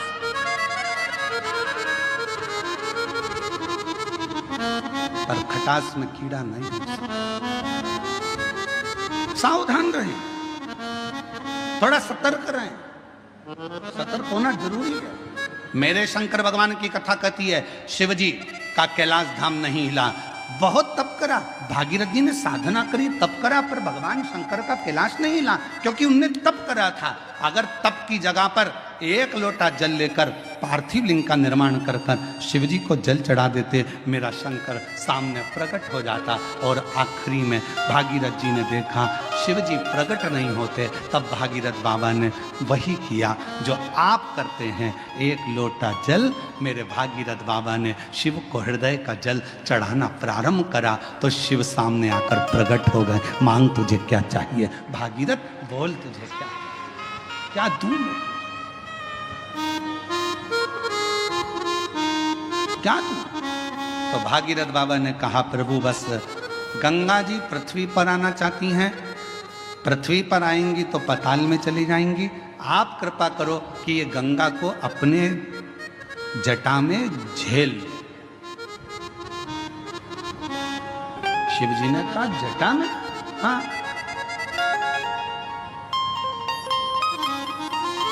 कितने चतुर थे भागीरथ जी, उन्होंने गंगा जी को हाथ में झेलने का नहीं बोला, उन्होंने गंगा जी को हृदय में झेलने का नहीं बोला, उन्होंने गंगा जी को सिर पर झेलने का, जटाओं में झेलने का बोला। क्यों? क्योंकि भागीरथ बाबा जानते थे हृदय में शिव के माँ गौरा विराजमान है, हाथों में शिव के, शिव भक्तों की डोर थमी हुई है। सिर पर अगर गंगा बैठ गई तो शिव भक्तों का भी कल्याण करेगी और जगत का भी कल्याण करेगी। सिर पर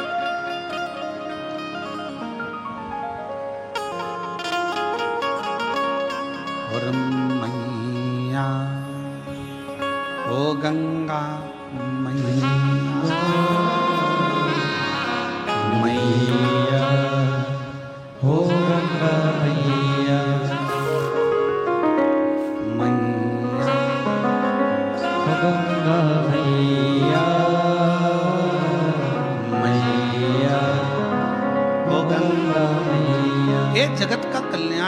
करने वाली गंगा, जगत का उद्धार करने वाली गंगा। फिर किसी ने एक बार प्रश्न किया था, क्या शिव जी को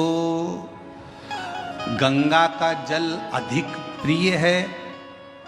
शंकर भगवान को गंगा का जल अधिक प्रिय है?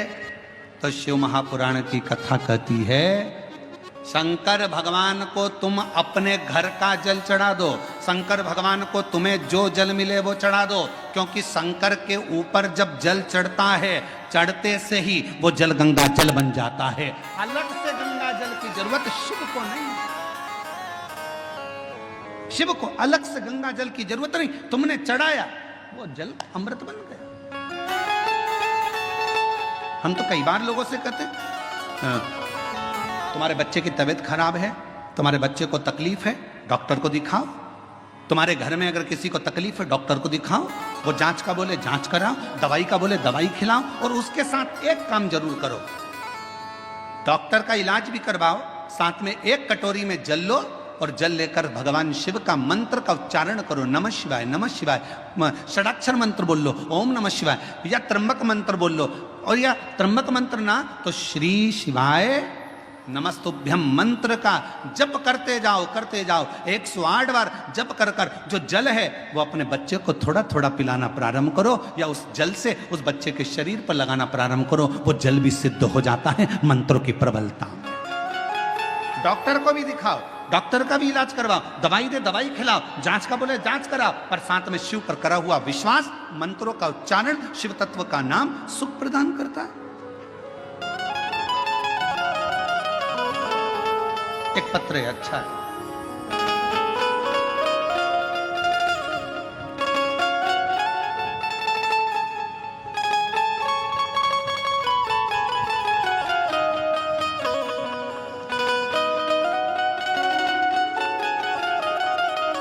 दिव्या गुलाब सिंह राजपूत, जन्म दिनांक 22/7/2008, मुकाम पोस्ट जय सिंह नगर, महाराणा प्रताप, तालुका गंगापुर, जिला छत्रपति संभाजी नगर।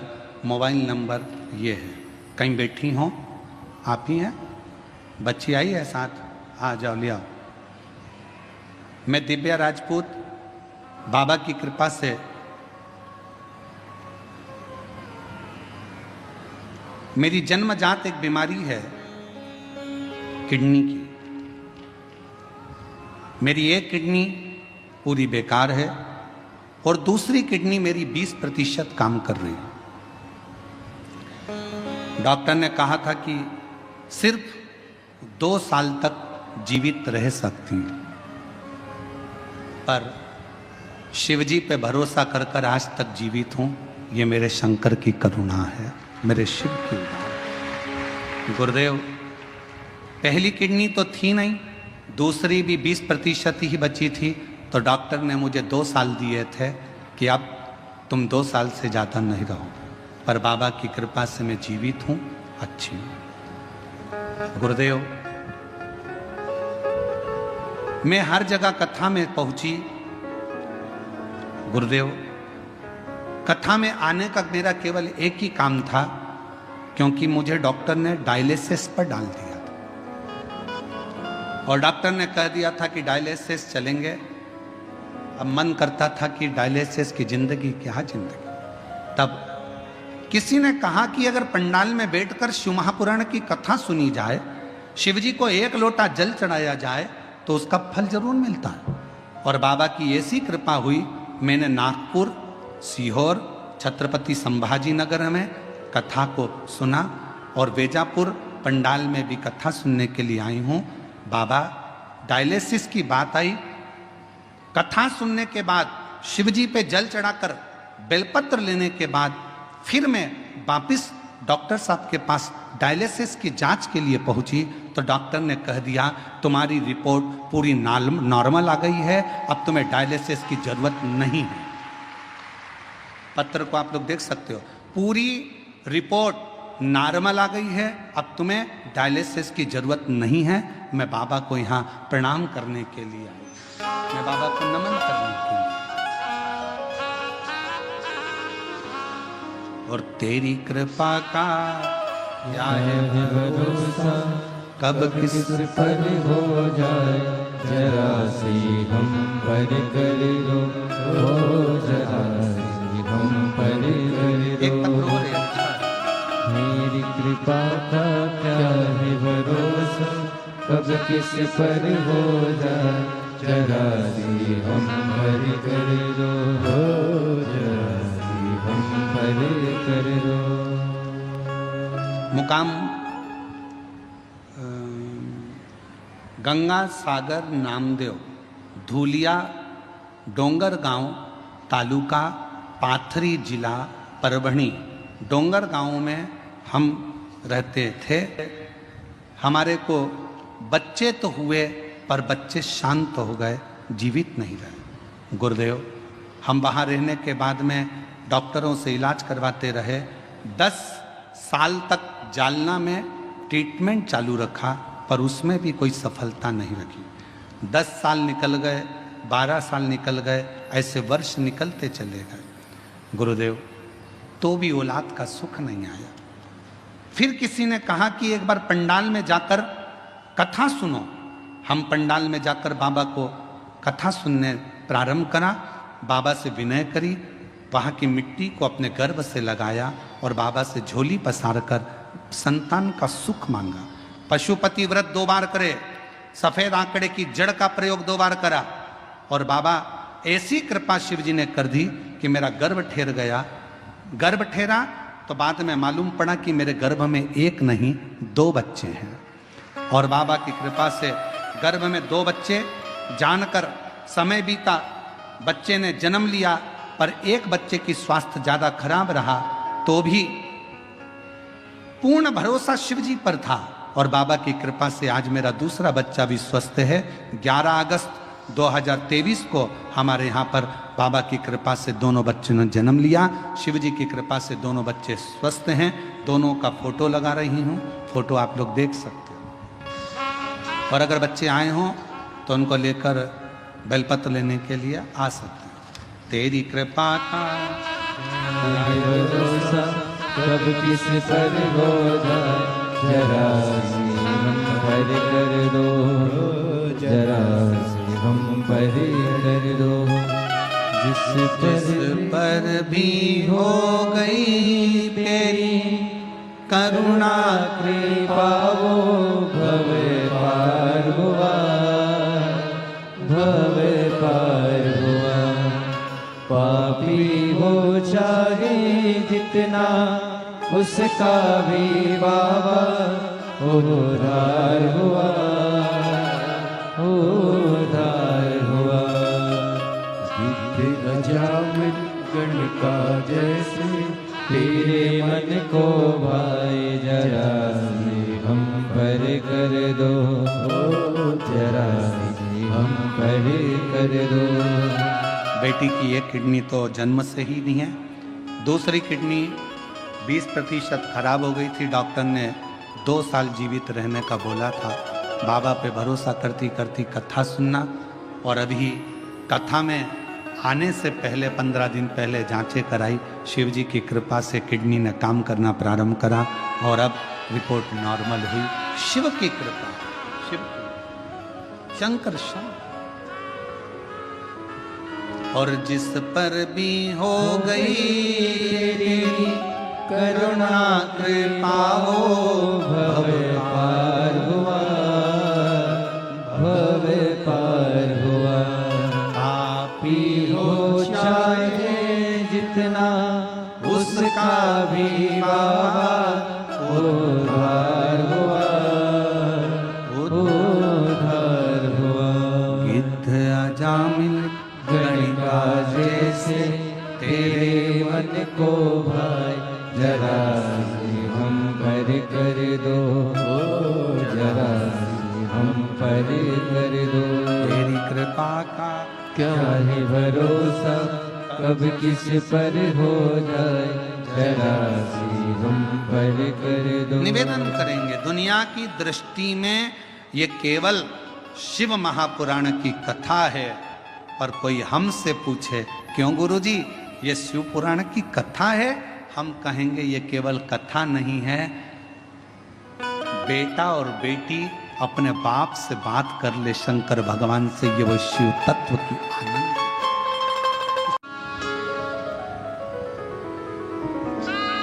पार्वती मैया ने भगवान शिव जी से कहा,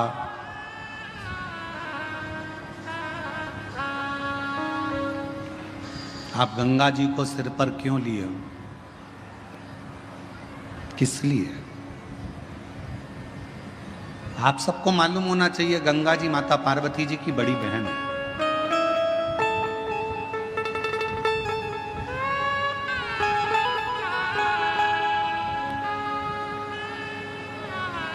जितना प्रेम माता पार्वती जी भगवान शिव से करती थी, उससे दुगना प्रेम मां गंगा शंकर जी से करती थी। दुगना प्रेम मां गंगा शिव जी से करती थी।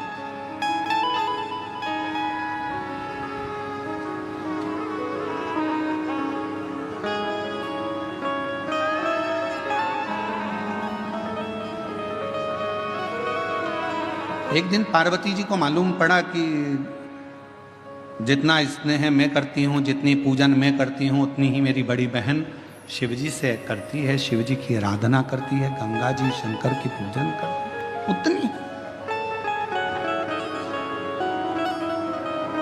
पार्वती जी की सहेली ने पार्वती जी से कहा कि गंगा जी तुम्हारी बड़ी बहन भी शंकर जी को पूजती हैं, पति बनाने के लिए बहुत प्रयास कर रही हैं और शिव जी को पति बनाना चाहती हैं, अनुष्ठान पर अनुष्ठान कर रही हैं, तप साधना कर रही हैं, गंगा जी बहुत पूजन पाठ कर रही हैं, स्मरण कर रही हैं। सहेलियों ने गंगा जी के लिए पार्वती जी के हृदय में कहा,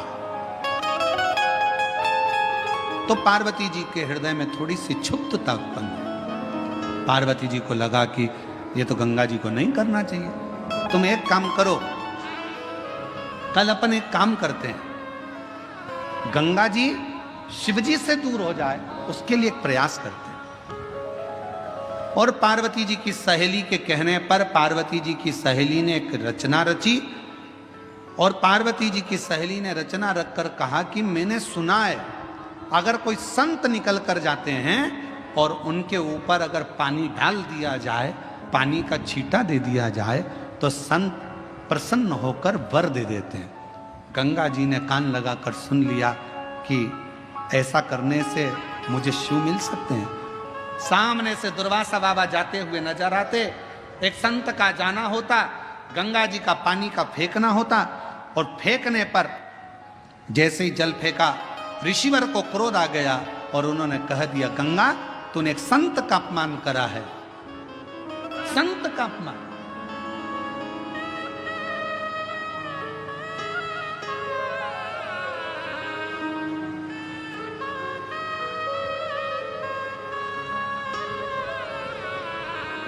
गंगा जी ने हाथ जोड़ लिया।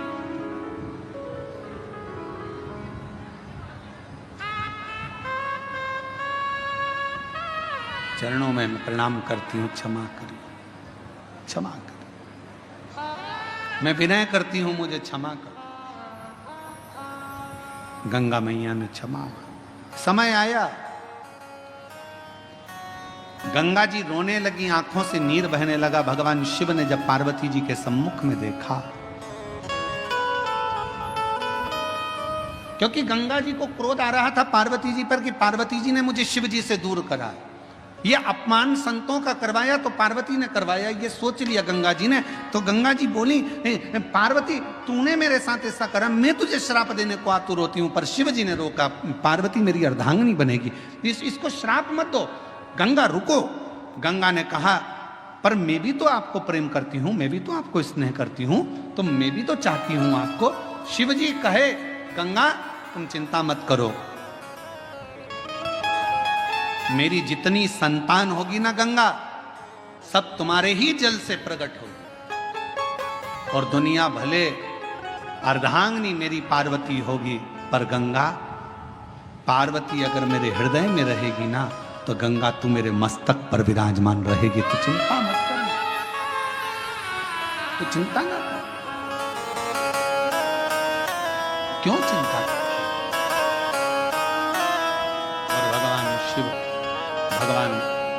जगदानी शंकर भगवान भागीरथ जी के कहने पर गंगा माँ को अपने सिर पर लेने को आतुर।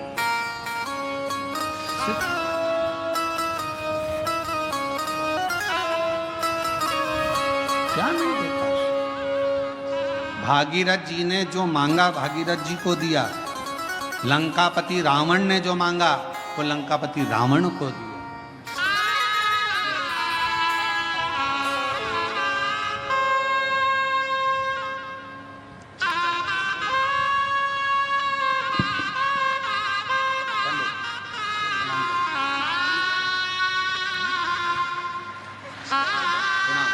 प्रणाम करो, चलिए प्रणाम करो, हाथ जोड़ो, प्रणाम करो, प्रणाम करो, प्रणाम करो, चलो जाओ। एक विद्वान की निशानी होती है उसकी वाणी। वो वाणी उसकी बता देती है कि इसमें कितनी विद्वत्ता है।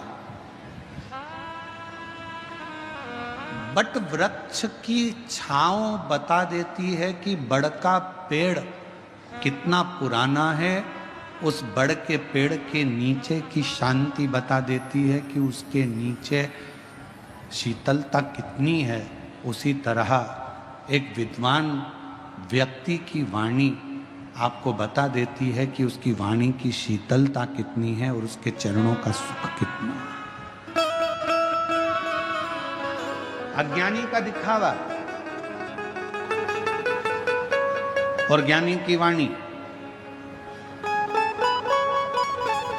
जैसे ही गंगा मैया पृथ्वी पर आ रही थी और भगवान शंकर ने गंगा जी को मुख ऊपर कर कर देखा तो गंगा कल कल कल कल की ध्वनि कर कर पृथ्वी पर आई।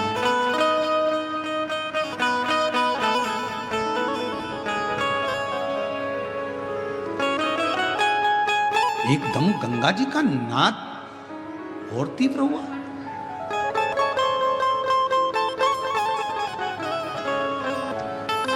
और गंगा जी का नाद एकदम जब तीव्र हुआ तो शिव जी ने फिर शीश को ऊपर करा और गंगा जी को देखा।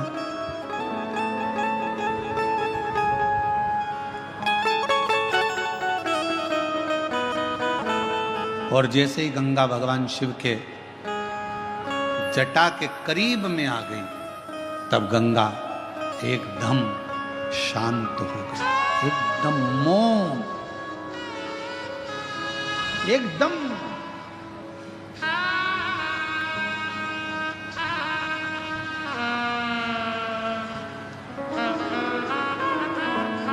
पूछा भागीरथ जी ने गंगा जी से कि तुम इतना कल कल कर कर बहकर आ रही थी, इतना तीव्र से तुम्हारी गर्जना हो रही थी, इतना तेज बहाव के साथ तुम चिल्लाती चिल्लाती गर्जना करती भयंकर नाद करती करती आ रही थी और शिवजी की जटा के करीब में आई और एकदम मौन हो गई। तो गंगा जी ने भागीरथ बाबा से कहा, मुझे मालूम नहीं था कि जो मुझे अपनी जटा में झेल रहा है वो कोई साधारण नहीं है। उसके करीब में जाते से ही एक मौनता धारण करने पर सब कुछ प्राप्त हो सकता है। वो शिव है,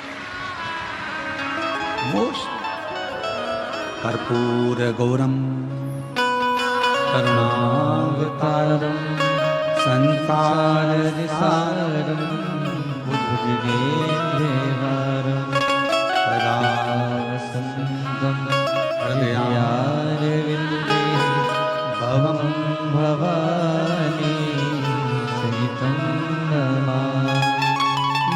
नमः शिवाय।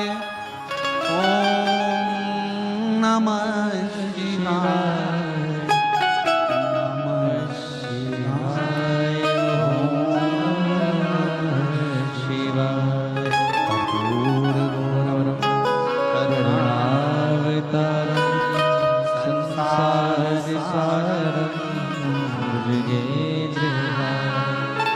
नमः शिवाय। ओम नमः शिवाय। नमः शिवाय। नमः शिवाय। कर्पूर गौरम करुणावतारम संसार सारम भुजगेन्द्रहारम पर भी सब मिल सकता।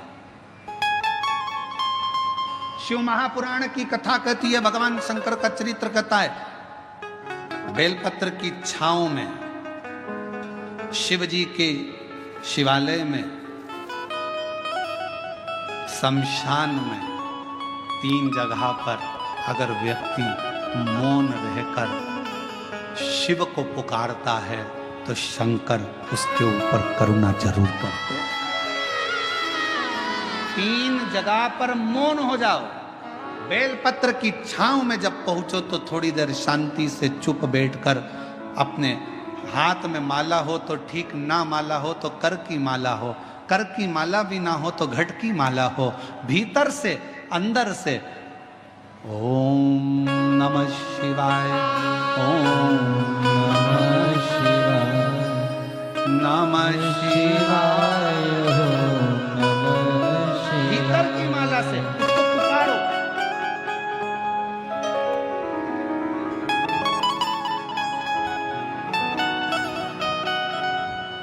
एक महिला बैठी है,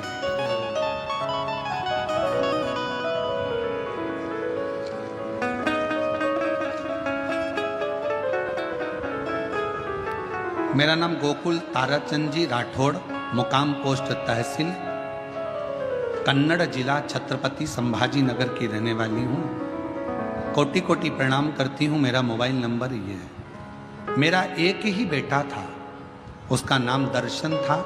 मेरा बेटा 18 साल का हो गया था, 12वीं क्लास में पढ़ रहा था, एग्ज़ाम दे चुका था, पढ़ाई में उत्तम था। बुखार आ गया, बुखार आया, डेंगू हो गया।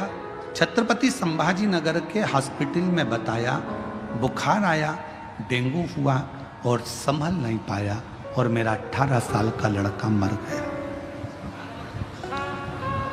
कहीं बैठी हो? गोकुल ताराचंद जी राठौड़, मुकाम पोस्ट तहसील कन्नड़, जिला छत्रपति संभाजी नगर, मोबाइल नंबर ये, तो आ सकते। बेटा शांत हो गया। शांत होने के सालों निकलते चले गए, मन स्थिर नहीं था, पागल जैसी हो गई थी, पति भी वैसा ही हो गया था। कौन सा 50 साल की मेरी उम्र हो गई। तब मेरे पास में बापू कुलकर्णी जी रहते हैं। उन्होंने मुझसे कहा, आप ऐसी मौन होकर बैठी रहती हो, एक काम क्यों नहीं करती? वो सियोर वाला महाराज कथा कहता है, तुम टीवी पर क्यों नहीं सुनती? मेरा बेटा मर गया, सालों हो गए, 18 साल का तो वो चले गया और सालों उसके मरे हुए हो गए, क्या सुनो? तुम दिल तो लगाओ शिव जी से, कथा तो सुनो।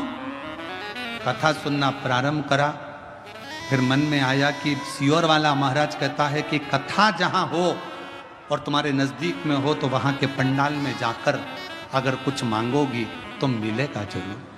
पति से जिद करी और पंडाल में चली गई, कथा सुनी, बाबा से प्रार्थना करी। वहां के एक पंडाल में नहीं, 5 पंडाल कथा सुनकर बाबा से एक ही प्रार्थना करती थी, मेरा बेटा चले गया, 50 साल की मेरी उम्र हो गई, कुछ कृपा करो। वहां की मिट्टी दुनिया के लोगों की दृष्टि में शिव पुराण कथा के पंडाल की केवल मिट्टी होगी, पर मैं जानती हूं वो मिट्टी नहीं, मेरे शिव के चरण की धूल होती है। बाबा के पंडाल की मिट्टी को पेट पर लगा लेती, 50 साल की उम्र, और बाबा से औलाद मांगती कि मेरा बेटा गया है, मुझे दे दे, और बाबा ने वो कृपा कर दी। आज मेरे बेटे को वापिस मेरे बाबा ने मुझे दे दिया, और मेरा बाबा की कृपा से मेरे घर में बेटे का जन्म हुआ है। मैं बेटे को लेकर यहाँ आई हूँ प्रणाम करने के लिए। जो 18 साल का लड़का गया उसका भी फोटो लगा रही हूँ, और जो दूसरा बेटा जन्मा उसका भी फोटो लगा रही हूँ। LED पर दोनों के फोटो, आप पहले 18 साल का जो लड़का चले गया उसका फोटो देखें, और फिर दूसरा फोटो जो बाबा ने 50 साल की आयु में बेटा दिया है उसका दर्शन करें। उस बेटे को जो 50 साल की आयु में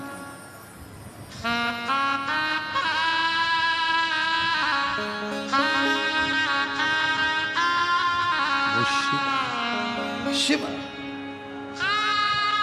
फूलों की कलियों में, काशी की गलियों में तेरे बिना कुछ कहीं ना,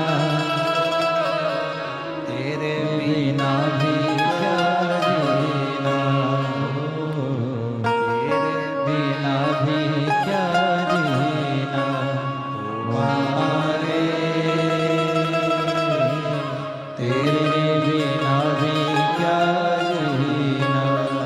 ओ शंभु रे, तेरे बिना भी क्या जीना। फूलों की कलियों गलियों में, काशी की गलियों में, फूलों की गलियों में, काशी की गलियों में तेरे बिना कुछ कहीं ना, तेरे बिना भी क्या जीना। ओ शंभु रे, तेरे बिना भी क्या जीना। ओ बाबा रे, तेरे बिना भी क्या जीना। ये वार्ता वो जीजी लिख रही है, मेरी उम्र 50 की, कैसे देगा वो?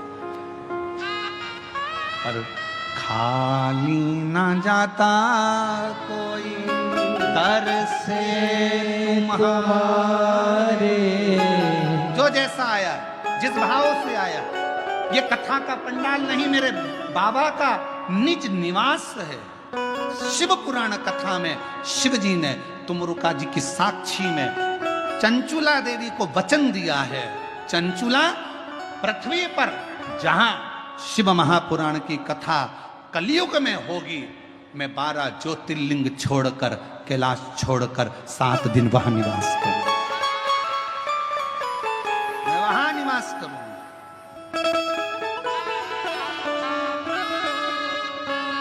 और जो जैसी भावना लाया वो ऐसा ही भले पाया, नहीं खाली उसे लौटाया, वो मन ही मन हर्षाया।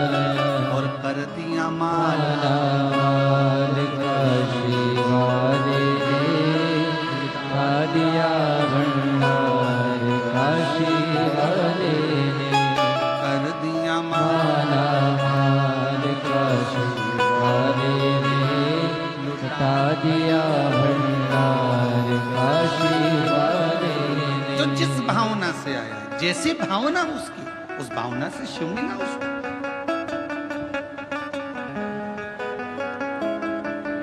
अब इतनी लाखों की भीड़ में पंडालों में जगह नहीं है, लोग बाहर बैठे हुए हैं, गाड़ियों पर चढ़े बैठे हैं, जगह नहीं, रोडों पर बैठे हो। इतनी लाखों की भीड़ में आपके अंदर क्या है, क्यों आए हो, क्या मांगने आए हो, क्या लेने आए हो, शिव से क्या कहने आए हो, हमको थोड़ी ना मालूम, हमको नहीं मालूम। पर आप जिस भावना से आए हो, जिस भाव से तुम पहुंचे हो, शिव को देता है।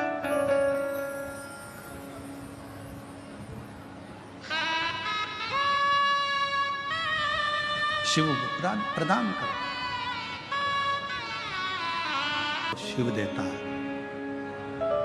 पहला, बेलपत्र के वृक्ष की छांव में थोड़ी देर मौन होकर बैठकर उसको याद करो, स्मरण करो। दूसरा, शिवालय में मेरे शंकर के मंदिर में जाकर थोड़ी देर मौन होकर बैठकर प्राप्त कर सकते हो। तीसरा, शमशान में अगर कोई मुर्दे को जलाने के लिए गए हो, शमशान तक पहुंचे हो, तो थोड़ी देर अगर वहां बैठने का मौका मिला है तो वहां बैठकर ठिठोली नहीं करना, हंसना नहीं, तेज बात नहीं करना, बहुत तेज चिल्लाना नहीं, मौन। मुर्दा जल रहा होगा, रिश्तेदार उसको जला रहे होंगे, तुम्हें मौका मिला है शंकर से 2 मिनट बैठकर मौन रहकर बात करने का।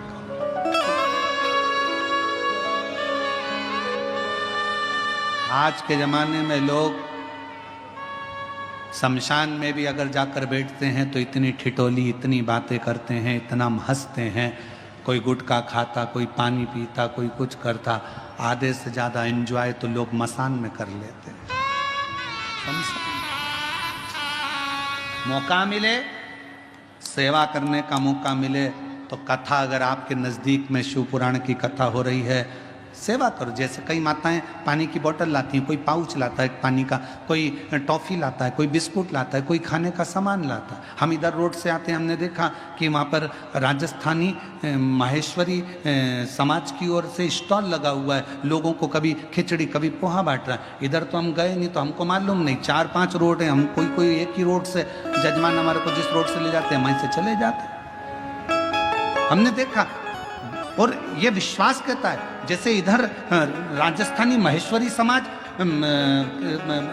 स्वल्पहार बांट रही है, तो मेरा मन कहता है, मेरा विश्वास कहता है कि जितनी रोड होगी, सब रोडों पर कोई ना कोई समाज किसी ना किसी रूप में सेवा जरूर कर रही है।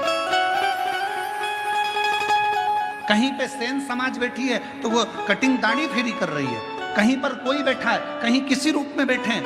मैं सारी समाजों को मैं हाथ जोड़कर नमन करता हूं आपके चरणों को कि इन पूरे भारत की भूमि पर अगर कहीं एकता देखना हो तो एक बार शिव महापुराण की कथा में आकर देखो, सारी समाज लगी रहती है। विशाल संचेती जी तो इसको आगे कथा को लेकर आए। संचेती परिवार तो कथा लाया है, जीवन जी तो कथा लाए हैं, ये पूरा परिवार कथा को लेकर आया। संचेती परिवार, रविंद्र कुमार जी हुए, जीवन जी हुए, ये सब कथा को लेकर आए और इनकी मित्र मंडली और इनके सारे साथी इस कथा को लेकर आए हैं। पर इस कथा को सबसे ज्यादा संभाल रहा है तो पूरा बेजापुर का एक एक बच्चा संभाल रहा है। प्रशासन, यहाँ के कलेक्टर महोदय, एसपी, आईजी, डीआईजी, कमिश्नर, यहाँ के एसडीएम, यहाँ के टीआई, यहाँ के तहसीलदार, यहाँ के एक एक मिनिस्टर, मंत्री, सांसद, विधायक, अध्यक्ष, उपाध्यक्ष, यहाँ के जो भी पदाधिकारी गण हैं वो इस पूरी व्यवस्था को संभालने में लगे हुए पूरी। और बेजापुर की यह कथा ऐसी लग रही है और हमने देखा संचेती परिवार को, हमने इस कथा में पहली कथा है जो हमारे को ये देखने को मिली कि संचेती परिवार ने यहाँ पर आकर ऐसा दर्शाया नहीं कि यह केवल हमारे परिवार की कथा है। बेजापुर की कथा ऐसी लगती है कि बच्चे बच्चे की कथा है, पूरे बेजापुर की कथा। और मैं श्री विशाल संचेती जी को इसके लिए धन्यवाद देता हूं, बहुत बहुत साधुवाद देता हूं। ये लगा नहीं कि केवल एक व्यक्ति या एक परिवार की, यह सबकी है। शिव उपासना पार्वती जी की कथा कर रही है, बेलपत्र की कथा कर रही है। बेलपत्र के वृक्ष के नीचे भी अगर बैठो तो तुम शांति से 2 क्षण मौन होकर उस शिव को याद करो। शिव।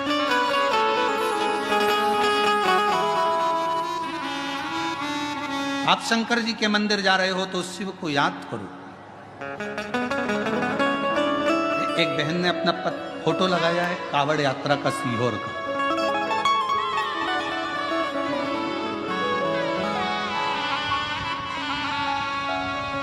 कावड़ यात्रा का उसने फोटो लगाया है बहन ने, और सीहोर की कावड़ यात्रा का फोटो उसने पूर्व का लगाया और उसने पत्र में लिखा, मैं वैशाली दिलीप शर्मा, सुख शांति नगर बेजापुर की रहने वाली हूँ। कहीं बैठी हो तो आ सकते हैं एक बेलपत्र लेने के लिए। मैं दिलीप शर्मा, वैशाली दिलीप शर्मा, सुख शांति नगर बेजापुर की रहने वाली हूँ।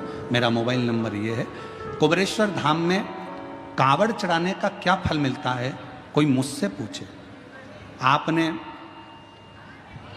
मामा जी और भाई के साथ 2023 में बाबा की कावड़ चढ़ाने के लिए सीहोर आई थी। मन में अपने दोनों बेटों की उज्जवल भविष्य की कामना लेकर आई थी। आप कथा में कहते हो कि सीहोर की प्रदोष की जो कावड़ चलती है और बाबा को जो जल चढ़ाया जाता है, जो मांगा जाता है वो मिलता है। मैं उस कावड़ में पहुंची, मैंने अपने दोनों बेटों के लिए जो जो मांगा मेरे बाबा ने उस कावड़ में मुझे दिया। मेरा बड़ा बेटा MBBS डॉक्टर बन गया और दूसरा बेटा मेरा IT इंजीनियर बन गया। और बाबा की कृपा से 1 साल के अंदर बाबा ने मुझे इतना दे दिया कि कोई कमी नहीं छोड़ी। ये सीहोर की कावड़ का एक प्रताप है। जिस घर में माँ बाप की इज्जत नहीं होती, उस घर में देखना कभी बरकत नहीं होती। जिस घर में माता पिता का सम्मान है,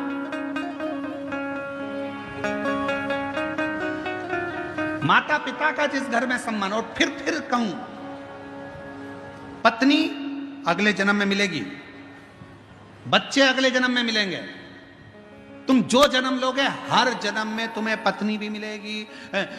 वो कहते हैं ना, तुम गधा भी बनकर पैदा हो गए तो पत्नी मिलेगी, कुत्ता भी बनकर पैदा हो गए तो भी पत्नी मिलेगी, बच्चे भी मिलेंगे, खाने को भी मिलेगा, पीने को भी मिलेगा। पर हर जन्म में जो माँ इस जन्म में मिलती है वो हर जन्म में नहीं मिलती है। माँ एक बार उसकी इज्जत करो, सम्मान करो, सत्कार करो। थोड़ा ऊंचा नीचा बोल भी देना तो उसके वचन का बुरा मत मानो, बहुत प्रसन्नता में जवाब दो उसको, माँ है। अंधकासुर को गोदी में ले लिया मेरे शिव जी ने, मेरी पार्वती जी ने, और कहा ये मेरा पुत्र है। शंकर भगवान कह रहे हैं ये नेत्र बंद करने के बाद हुआ, इसको फेंक दो। नहीं, माँ माँ होती है। बेटा कैसा भी हो तो भी माँ कभी अपने बच्चे को, हाँ कभी कभी नाराज होती है ना तो गुस्से में बद्दुआ दे देती है, अपशब्द कह देती है, ताना दे देती है, आड़ा टेढ़ा बोल देती है, सब चलेगा, सब। पर माँ से बड़ी कोई दौलत नहीं।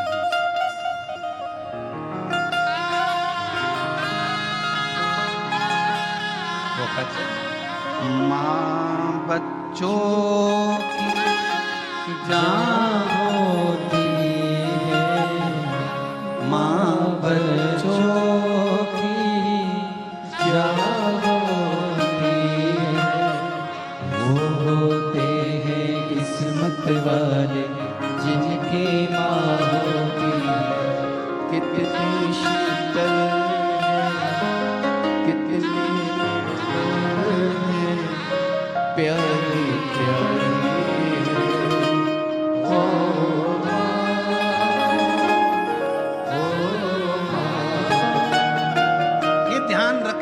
जिंदगी में मायका पिता के नाम से नहीं होता, मायका माँ के नाम से चालू होता है। मायका मेरी माँ का घर है, और मायका कब तक है? जब तक माँ जीवित है तब तक मायका। गर्व करना कि मेरी माँ है, मेरी मम्मी बैठी है, माँ है।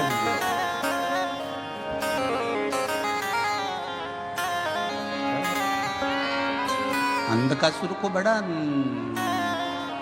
समुद्र में डाल दिया, समुद्र में हिरण्याक्ष ने पाल पोस के बड़ा कर लिया। हिरण्याक्ष ने अंधकासुर से कह दिया तेरी कोई बाप नहीं, तेरी कोई माँ नहीं, तू पानी में बहकर आया था, मैंने तेरा पालन पोषण करा, मैंने तेरा पालन पोषण करा।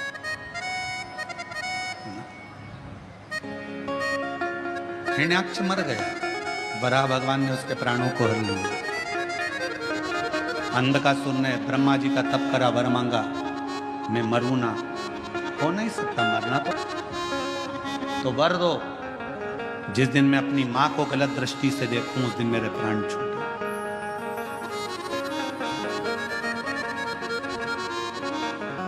शिव पुराण की कथा कहती है जिंदगी में मनुष्य के हाथों से ऐसा कोई दिन नहीं निकलता जिस दिन मनुष्य के हाथ से कोई पाप नहीं होता।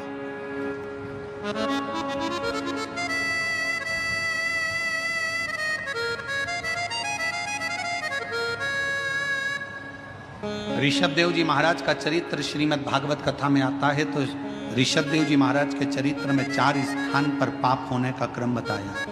पहला, झाड़ू लगाते समय छोटे छोटे जीव मर जाते हैं, पाप माथे चढ़ जाता है।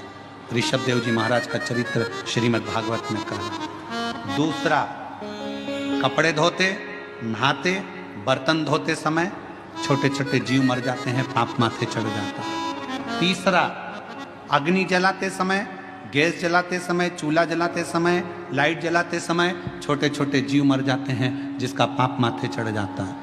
चौथा, ऋषभ देव जी महाराज का चरित्र कहता है, जब पैदल चलकर जाते हैं तो पांव के नीचे छोटे छोटे जीव मर जाते हैं।